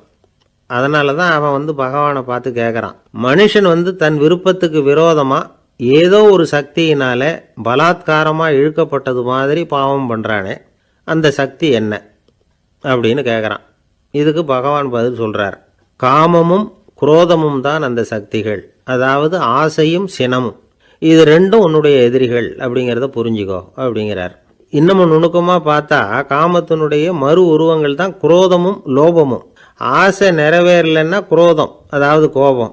ஆசை நிறைவேறிட்டதுன்னா லோபம், அதாவது பேராசை. பாவத்தை கண்ட்ரோல் பண்ணணும்னா அதுக்கு மெயின் சுவிட்ச் எது அப்படிங்கிறது இப்போ தான் தெரியுது. அதுக்கு மனுஷன் தெரிஞ்சே தான் தவறு பண்ணுறான் அப்படின்னு பேசிக்கிட்டோமே. அதுக்கு ஒரு உதாரணம். ஒரு ஆள் ஹோட்டலில் சாப்பிட போனான். சாப்பிட்டு முடித்தான். எழுந்திரிச்சு வந்து முதலாளிகிட்ட பில்லை கொடுத்தான். காசை கொடுக்கல. முதலாளி பணம் கொடுன்னு கேட்டார். இவன் என்கிட்ட பணம் இல்லைன்னா. முதலாளி கொஞ்சம் கூட அலட்டிக்கல. உள்ளே இருந்து ஒரு ஆளை கூப்பிட்டார். இவனை கூப்பிட்டுக்கிட்டு போய் இட்லி மாவு ஆட்ட சொல்லுன்னார். இவனும் கவலைப்படாமல் உள்ளே போயிட்டான். அப்போது அழைச்சிட்டு போகிற ஆள் கேட்குறான், ஏன் சார் சாப்பிட்றதுக்கு முன்னாடி காசு இல்லைங்கிறது உங்களுக்கு தெரியாதா அப்படின்னு கேட்குறான். தெரியும், காசு இல்லைங்கிறதும் தெரியும், காசு இல்லாமல் சாப்பிட்டா மாவாட்டணுங்கிறதும் தெரியும் அப்படின்னா அந்த ஆள். அப்படின்னா நீங்கள் உங்கள் வீட்லேயே சாப்பிட்ருக்கலாமே அப்படின்னு கேட்குறான் அவன். அதுக்கு இவர் சொல்கிறாரு, அது எப்படி, அங்கே சாப்பிட்டாலும் நான் இதே வேலையை தானே செய்ய வேண்டியிருக்கும் அப்படின்னாராம். ஒரு ஊரில் ஒரு பெரிய செல்வந்தர் இருந்தார். பணத்துக்கு பஞ்சம் இல்லை. அதனால் இந்த உலகத்தில் முடியாத காரியம் எதுவும் இல்லைன்னு நினச்சார். பணம் இருந்தாலே அந்த நினப்பு தானாக வந்துடும். அதனால் இவரும் அப்படி நினச்சதில் ஒன்றும் தப்பு இல்லை. அந்த ஊருக்கு குருநானக் ஒரு தடவை வந்தார். அவருக்கு இந்த செல்வந்தர் ரொம்ப பிரமாதமாக ஒரு வரவேற்பு கொடுத்தார். ஊர் எல்லையிலேயே எங்கள் வீட்டுக்கு வந்து விருந்து சாப்பிட்டுட்டு போகணும்னு கேட்டுக்கிட்டார். அவரும் சரின்னு ஒத்துக்கிட்டார். உடனே தன்னுடைய பங்களாவில் ஒரு பெரிய விருந்துக்கு ஏற்பாடு பண்ணார். குருநானக்கை அழைச்சிட்டு வீட்டுக்கு போனார். உட்கார வச்சார். ஐயா, நான் இந்த ஊர்லேயே ரொம்ப பெரிய வசதி உள்ளவன். என்னால் எல்லாம் முடியும். உங்களுக்காக நான் என்ன செய்யணும்னு சொல்லுங்கள். எதுவாக இருந்தாலும் பரவாயில்ல, எவ்வளவு செலவானாலும் பரவாயில்ல, என்னால் செய்ய முடியும். என்ன செய்யணும்னு சொல்லுங்கள், அது போதும், நான் செய்கிறேன் அப்படின்னு நான் ரொம்ப பணிவாக. இதை கேட்டதும் குருநானக் சிந்திச்சார் கொஞ்ச நேரம். அதுக்கப்புறம் தன்னோட சட்டை பைக்குள்ளே கையை விட்டு ஒரு பழைய ஊசி ஒன்று எடுத்தார். அந்த செல்வந்தர்கிட்ட கொடுத்தார். இதை பாருங்கள், இவ்வளவு தூரம் நீங்கள் கேட்குறதுனால சொல்கிறேன், எனக்கு நீங்கள் செய்ய வேண்டிய உதவி இதுதான்னார். ஊசியை கையில் வாங்கிக்கிட்டு இதை என்ன செய்யணும்னு சொல்லுங்க அப்படின்னார் அவர். நீங்கள் செய்ய வேண்டியது என்னென்னா, இந்த ஊசியை பத்திரமா வச்சுருக்கணும். நாம் 2 பேரும் இறந்து போனதுக்கு பின்னாடி இன்னொரு உலகத்தில் நாம் சந்திக்கக்கூடிய வாய்ப்பு இருக்குது. அப்போ இந்த ஊசியை என்கிட்ட கொண்டாந்து கொடுக்கணும். இதுதான் நீங்கள் எனக்காக செய்ய வேண்டிய உதவி அப்படின்னார் குருநானக் லேசாக சிரிச்சுக்கிட்டே. இதை கேட்ட உடனே இந்த பெரியவர் முழிக்க ஆரம்பிச்சிட்டார். அது எப்படிங்க, நான் சாகிறப்ப எப்படி இந்த ஊசியை எடுத்துக்கிட்டு இன்னொரு உலகத்துக்கு வர முடியும்னார். ஊசி மாதிரி ஒரு சின்ன பொருளை கூட இந்த உலகத்தை விட்டு நாம் போகிறப்ப எடுத்துகிட்டு போக முடியாதுங்கிறப்போ உங்களோட செல்வத்தையெல்லாம் எப்படி அங்கே எடுத்துகிட்டு வர போகிறீங்க அப்படின்னு கேட்டார் குருநானக். அதுக்கப்புறம் தான் அந்த பெரியவர் யோசிக்க ஆரம்பித்தாராம். குருநானக் சொல்கிறார், இதை பாருங்கள், நாம் செய்கிற நல்லது கெட்டது தான் கடைசி வரைக்கும் நம்ம கூட இருக்கும். அடுத்தவங்க நல்லா இருக்கணுங்கிறதுக்காக பொருளை செலவு செய்யணும். அப்படி செய்யலைன்னா எந்த பிரயோஜனமும் இல்லை அப்படின்னார். அதுக்கப்புறம் தான் அந்த செல்வந்தரின் அறிவு கண் திறந்து தான். உடனே குருநானக்கை வணங்கினார். ஐயா, என்கிட்ட இருந்த ஆணவம் போயிட்டுது. இனிமேல் என்கிட்ட இருக்கிற செல்வத்தை நல்ல வழியில் செலவழிப்பேன் அப்படின்னாராம். நம்மக்கிட்ட இருக்கிற பணம் எப்பவும் நம்ம கூடவே வந்துக்கிட்டு இருக்காதுங்கிறதுக்கு இது ஒரு உதாரணம். அதுக்காக நாம் பணம் சேர்க்கறத பற்றி கவலைப்பட வேண்டியதில்லை, பேசாமல் படுத்து தூங்கிக்கிட்டு இருந்தால் போதும் அப்படின்னு இதுக்கு அர்த்தம் பண்ணிக்கக்கூடாது. முறையான வழியில் பணம் சேர்க்கணும், அதை முறையான வழியில் செலவு பண்ணணும். அதனால் ஏற்படக்கூடிய மன நிறைவு இருக்குது பாருங்கள், அது அனுபவித்தவங்களுக்கு தான் தெரியும். சொர்க்கத்துக்கு போகிறவங்க இங்கேருந்து பணத்தை எடுத்துகிட்டு போக முடியாது.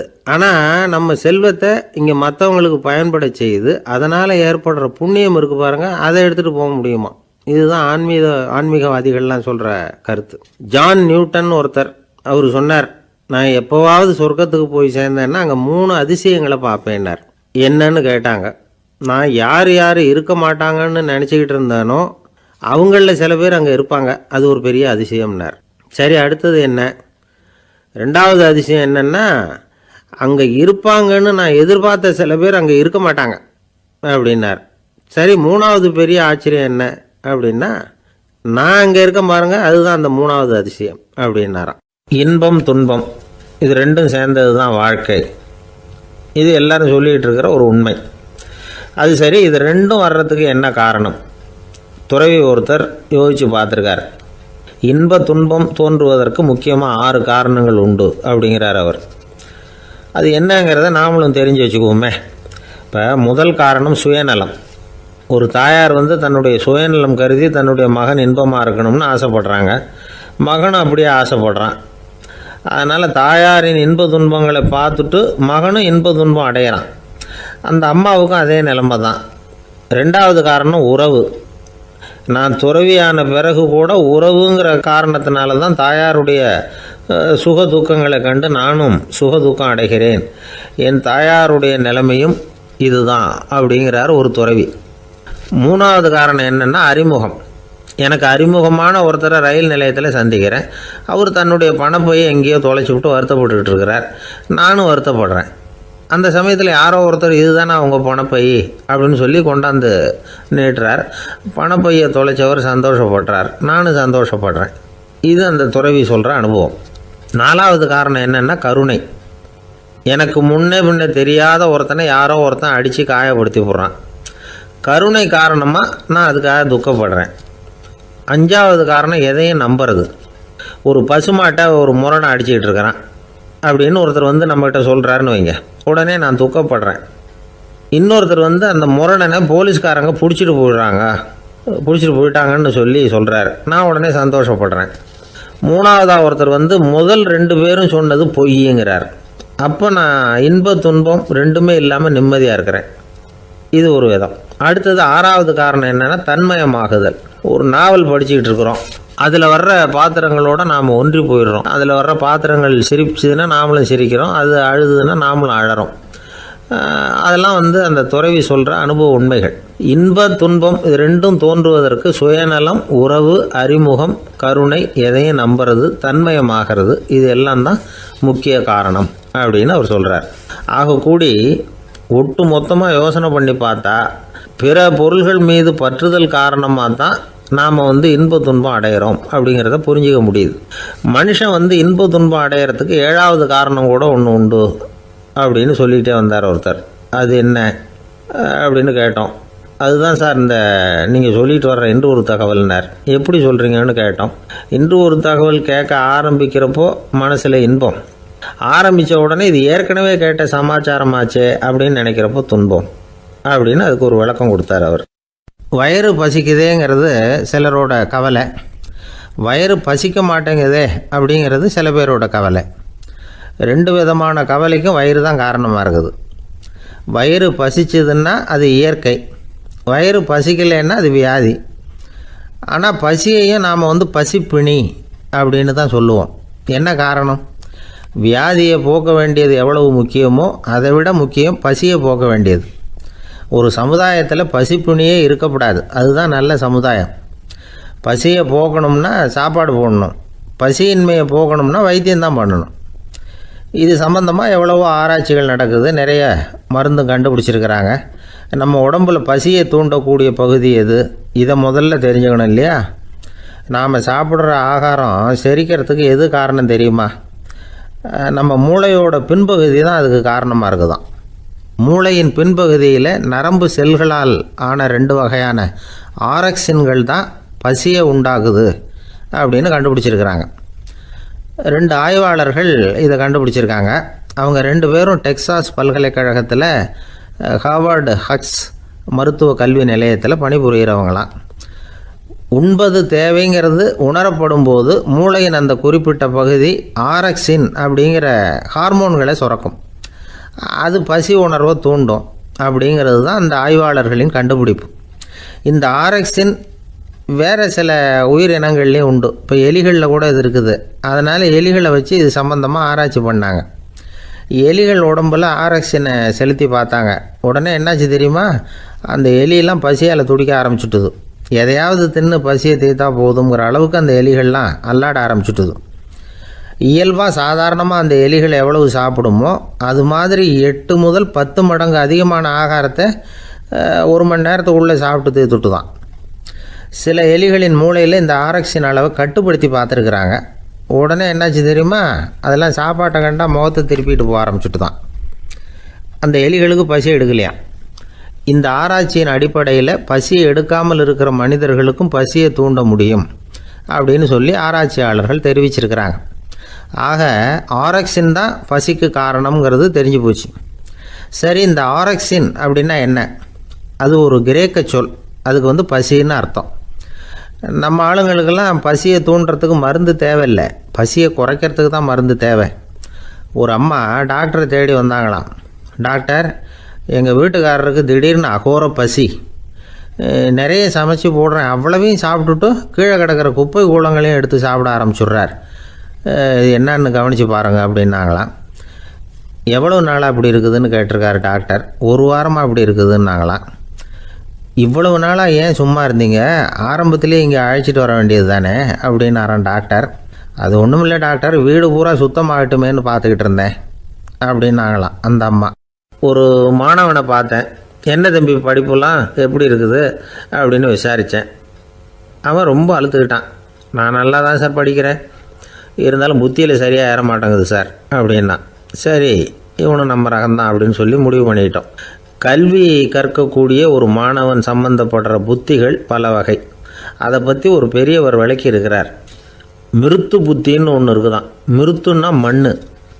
மண்ணால் செவுறு கட்டுறோம்ல, மண் சுவரில் ஆணி அடிக்கிறதும் சுலபம், அதை பிடுங்கி எடுக்கிறதும் சுலபம். அது மாதிரி சில பேர் குரு சொல்லி கொடுக்குறத சுலபமாக கேட்டு தெரிஞ்சு வச்சுக்குவாங்க, கொஞ்ச நேரத்தில் சுலபமாக மறந்தும் போயிடுவாங்க. இது மிருத்து புத்தின்னு பேர், மண் புத்தி. தாரு புத்தின்னு ஒன்று உண்டான். தாருன்னா மரம். அதில் பச்சை மரத்தில் ஆணி அடிக்கிறது சுலபம், ஆனால் அதை எடுக்கிறது கஷ்டம். அது மாதிரி ஆசிரியர்கிட்டேருந்து கேட்டதை கவனமாக மனசில் பதிய வச்சுக்கிட்டு அதை மறக்காமல் இருக்கிறது தாரு புத்தி. பட்டை மரமாக இருந்தால் அதில் ஆணி அடிக்கிறதும் கஷ்டம், அடிக்கிற ஆணியும் சீக்கிரம் நழுவிடும். அது மாதிரி கேட்குற விஷயம் மனசில் பதியறதும் கஷ்டம், அப்படியே பதிஞ்சாலும் அது நீடிச்சு இருக்கிறதும் கஷ்டம், கொஞ்ச காலத்தில் மறந்துடும். இன்னொரு வகை புத்தி ஒன்று உண்டு, அதுக்கு பேர் சிலா புத்தின்னு பேர். சிலான்னா கல். ஒரு கருங்கல்லில் 4 துளையை போட்டு ஒரு துளையில் உளியை வச்சு அடித்தா மற்ற துளை வழியாகவும் பிளந்து கல் 2ஆயிடும். அது மாதிரி சந்தியான இடங்களில் குறிப்பாக ஒரு பொருளை சொன்னால் அதை வச்சுக்கிட்டு மற்றதையும் தெரிஞ்சுக்கிறது, அது சிலா புத்தின்னு பேர். வேணு புத்தின்னா என்ன தெரியுமா? வேணுன்னா மூங்கில். மூங்கில் கணுவில் ஒரு பக்கம் உளியை வச்சு அடித்தா 2 பக்கமும் பிளந்துடும். அது மாதிரி ஒரு செய்தியை கேட்டுக்கிட்டு இருக்கிறப்பவே அதோட முன்பின் தொடர்களையும் தெரிஞ்சுக்கணும், அது வேணு புத்தி. தைல புத்தின்னு ஒன்று உண்டு. தைலம்ங்கிறது எண்ணெய். தண்ணியில் ஒரு துளி எண்ணெயை விட்டால் அது தண்ணி பூரா பரவி போடுதில்ல, அது இப்படி பரவுறது மாதிரி ஆசிரியர் சுருக்கமாக ஒரு கருத்தை சொன்னால் அதை வச்சுக்கிட்டு பூரா விஷயங்களையும் தெரிஞ்சுக்கணும், அது தைல புத்தி. கற்பூர புத்தின்னு ஒன்று கேள்விப்பட்டிருக்கோம். அது எப்படின்னா, கற்பூரம் தீ பட்ட உடனே பிடிச்சிக்கும். ஆசிரியர் சொன்ன உடனே நுண்ணறிவோட பாடங்களை புரிஞ்சுக்கிறது இந்த வகை புத்தி. கரி புத்தின்னு ஒன்று. அது எப்படின்னா, கரியில் நெருப்பை வச்சு விசிறிய பிறகு அதுக்கப்புறம் அது கறி நெருப்பாகும். அது மாதிரி காலம்பரை சாயந்தர வேலைகளில் ஆசிரியர் பாடம் சொல்லி கொடுப்பார், அதை கொண்டு புரிஞ்சுக்கிறது இந்த வகை. கதலித்தண்டு புத்தின்னு ஒன்று சொல்லுவாங்க. கதலிங்கிறது வாழை மரம். வாழைத்தண்டில் தீ வைக்கிறது எவ்வளவு சிரமமோ அவ்வளவு சிரமத்தோடு கல்வி கற்கிறது கதலித்தண்டு புத்தி. இதை தவிர இன்னும் சில வகையான மாணவர்களை கூட அடையாளம் காட்டுறாங்க. ஆசிரியர் சொன்னதில் நல்லதை மட்டும் எடுத்துக்கிறவன் அன்னம். ஆசிரியர் கிடைச்ச இடத்துல பாடத்தை கேட்டுக்கிட்டு பிறகு தனியாக உட்காந்து சிந்திக்கிறவன் பசு. பசுமாடு அப்படி தானே, புல் கண்ட இடத்துல மேயும், அதுக்கப்புறம் நிதானமாக அசை போட்டுக்கும். ஆசிரியர் சொன்னதை தவிர வேறு எதையும் சொல்ல முடியாதவன் கிளி. பல இடங்களில் பாடங்கள் கேட்டு கடைசியில் ஒன்றும் புரியாமல் போகிறவன் ஆடு. ஆடு ஒரு செடியில் வயிறார மேயாது, ஒரே செடியில். இக்கரைக்கு அக்கறை பச்சைன்னா அங்கேயும் இங்கேயும் அலைஞ்சிக்கிட்டே இருக்கும். சில பேருக்கு எருமைன்னு பேர். எருமை எப்படின்னா குளத்து நீரை கலக்கி தான் குடிக்கும். அது மாதிரி ஆசிரியர் மனசை நோக செய்து பயில்கிற மாணவர்கள்லாம் இந்த ரகம். இவ்வளவுலாம் இருந்தாலும் இந்த காலத்து மாணவர்கள்லாம் ஒரு தனி ரகம்.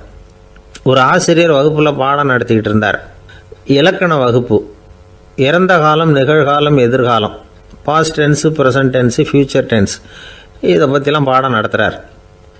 எல்லாம் சொல்லி கொடுத்துட்டு இப்போ நான் ஒரு வாக்கியம் சொல்லுவேன், அது என்ன காலம் அப்படிங்கிறத நீங்கள் சொல்லணும்னார் ஆசிரியர். சரின்னாங்க மாணவர்கள்லாம்.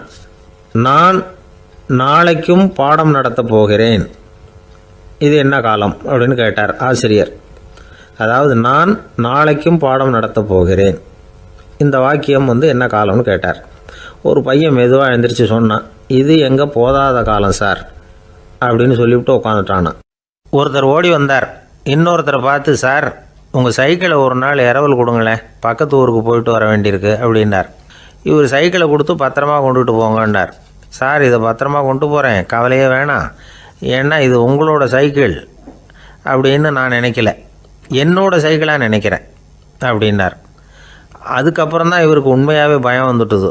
ஏன்னா அவர் சொன்னது மாதிரி அதை தன்னோட சைக்கிளாகவே நினச்சி தள்ளிட்டு போட்டால் என்ன பண்ணுறது? எது எதை நம்முடையதாக நினைக்கணுங்கிறதுக்கு ஒரு வரையறை இருக்குது. சில பேர் ஆஃபீஸையே வீடாக நினச்சி விடுறது உண்டு. அப்படிப்பட்டவங்க கூட வீட்டை ஆஃபீஸாக நினைக்கிறதில்ல. ஏன்னா வீட்டில் இவர் ஆஃபீஸராக நடந்துக்க முடியறதில்ல. இதெல்லாம் ஒரு பக்கம் இருக்கட்டும், இப்போ விஷயத்துக்கு வருவோம். பொறியியல் மேதை டாக்டர் விஸ்வேஸ்வரய்யா இருந்தார் இல்லையா, பாரத ரத்னா விருதெல்லாம் கொடுத்தாங்களே. ஆஃபீஸ் வேலை வேறு, சொந்த வேலை வேறு அப்படிங்கிறதுக்கு ஒரு உதாரணமாக இருந்தவர் அவர். மைசூர் மகாராஜா கிட்ட திவானாக இருந்தார். அவர் ஒரு நாள் அரசாங்க வேலை காரணமாக வெளியூர் போயிருந்தார். ஹாசன்கிற ஊருக்கு பக்கத்தில் ஒரு பயண மாளிகை, அங்கே தங்கிவிட்டார். ராத்திரி அங்கே தங்கி இருந்துட்டு விடிஞ்சதும் ஊருக்கு திரும்புறதாக திட்டம். ராத்திரி தூங்கிறதுக்கு ரொம்ப நேரம் ஆகிட்டுது. ரொம்ப நேரம் வரைக்கும் அரசாங்க சம்பந்தப்பட்ட வேலைகளையே பார்த்துக்கிட்டு இருக்கிறார். அரசாங்க ஃபைல்கள் நிறைய இருந்தது. அதையெல்லாம் ஒவ்வொன்றா எடுத்தார், படித்து பார்த்தார், பரிசீலனை பண்ணார். அதில் எழுத வேண்டியதை எழுதினார், கையெழுத்து போட்டார். ஒரு வழியாக அந்த வேலையெல்லாம் முடிஞ்சுது. அதுக்கப்புறம் என்ன பண்ணார்னா, தன்னுடைய சூட்கேஸை திறந்தார். அதிலேருந்து 2 மெழுகுவத்தியை எடுத்து கொளுத்தி வச்சார்.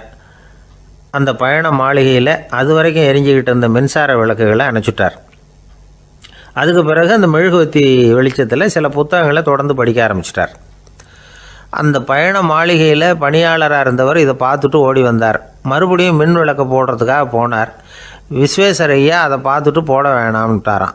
இது வரைக்கும் நான் அரசாங்க அலுவல்களை கவனிச்சிக்கிட்டு இருந்தேன், அதனால் மின் விளக்குகள் அப்போ எரிஞ்சதில் தப்பு இல்லை.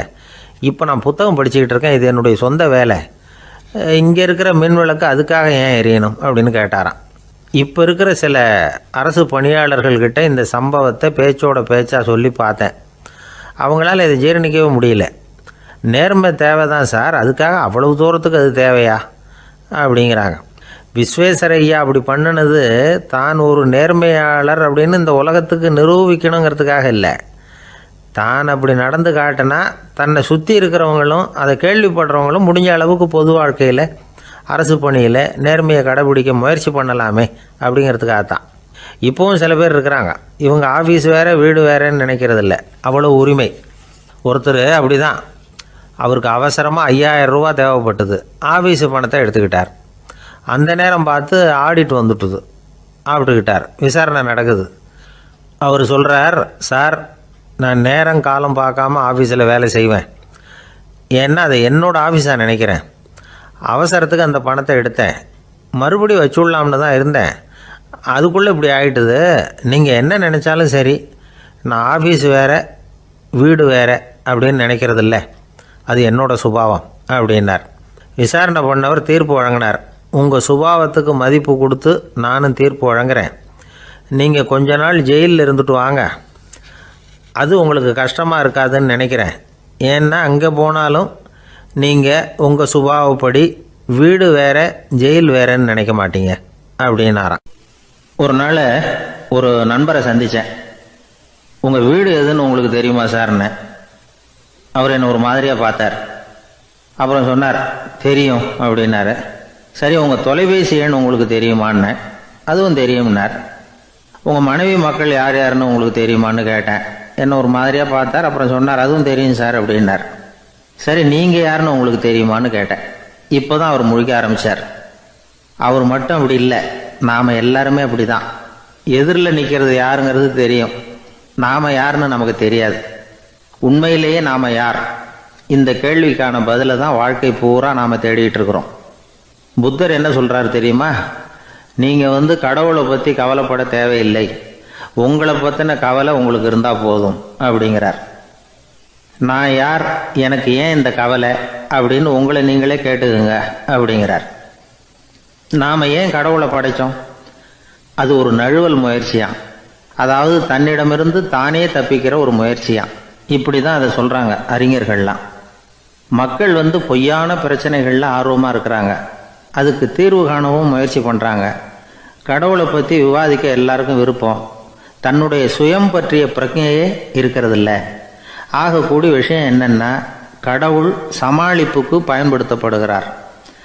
மனவியல் என்ன சொல்லுது தெரியுமா? கடவுள், சொர்க்கம், மறுபிறவி இதை பற்றிலாம் பேச ஆரம்பிக்கிறவங்க யார் தெரியுமா? போருக்கு போகிறவன், துன்பத்தில் சிக்கி கஷ்டப்படுறவன், நோய் படுக்கையில் விழுந்தவன், இவங்க தான்.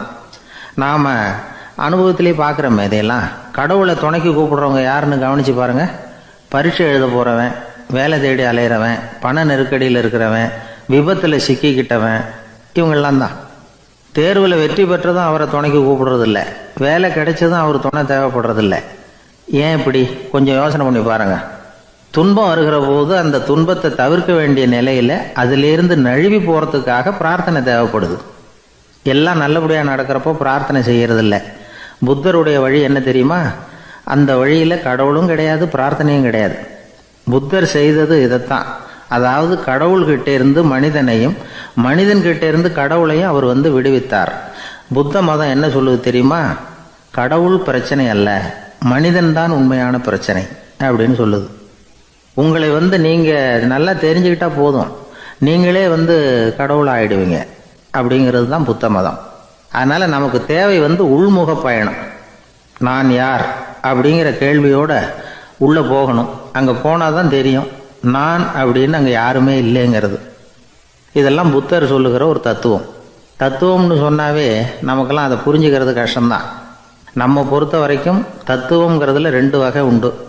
ஒன்று தத்துவம், இன்னொன்று மகா தத்துவம். தத்துவம்னா என்ன தெரியுமா? கேட்குறவங்களுக்கு புரியப்படாது, அதுதான் தத்துவம். மகா தத்துவம் என்னன்னா சொல்கிறவங்களுக்கும் புரியப்படாது. அந்த வகையில் பார்த்தா இன்று ஒரு தகவலும் ஒரு மகா தத்துவம் தான்.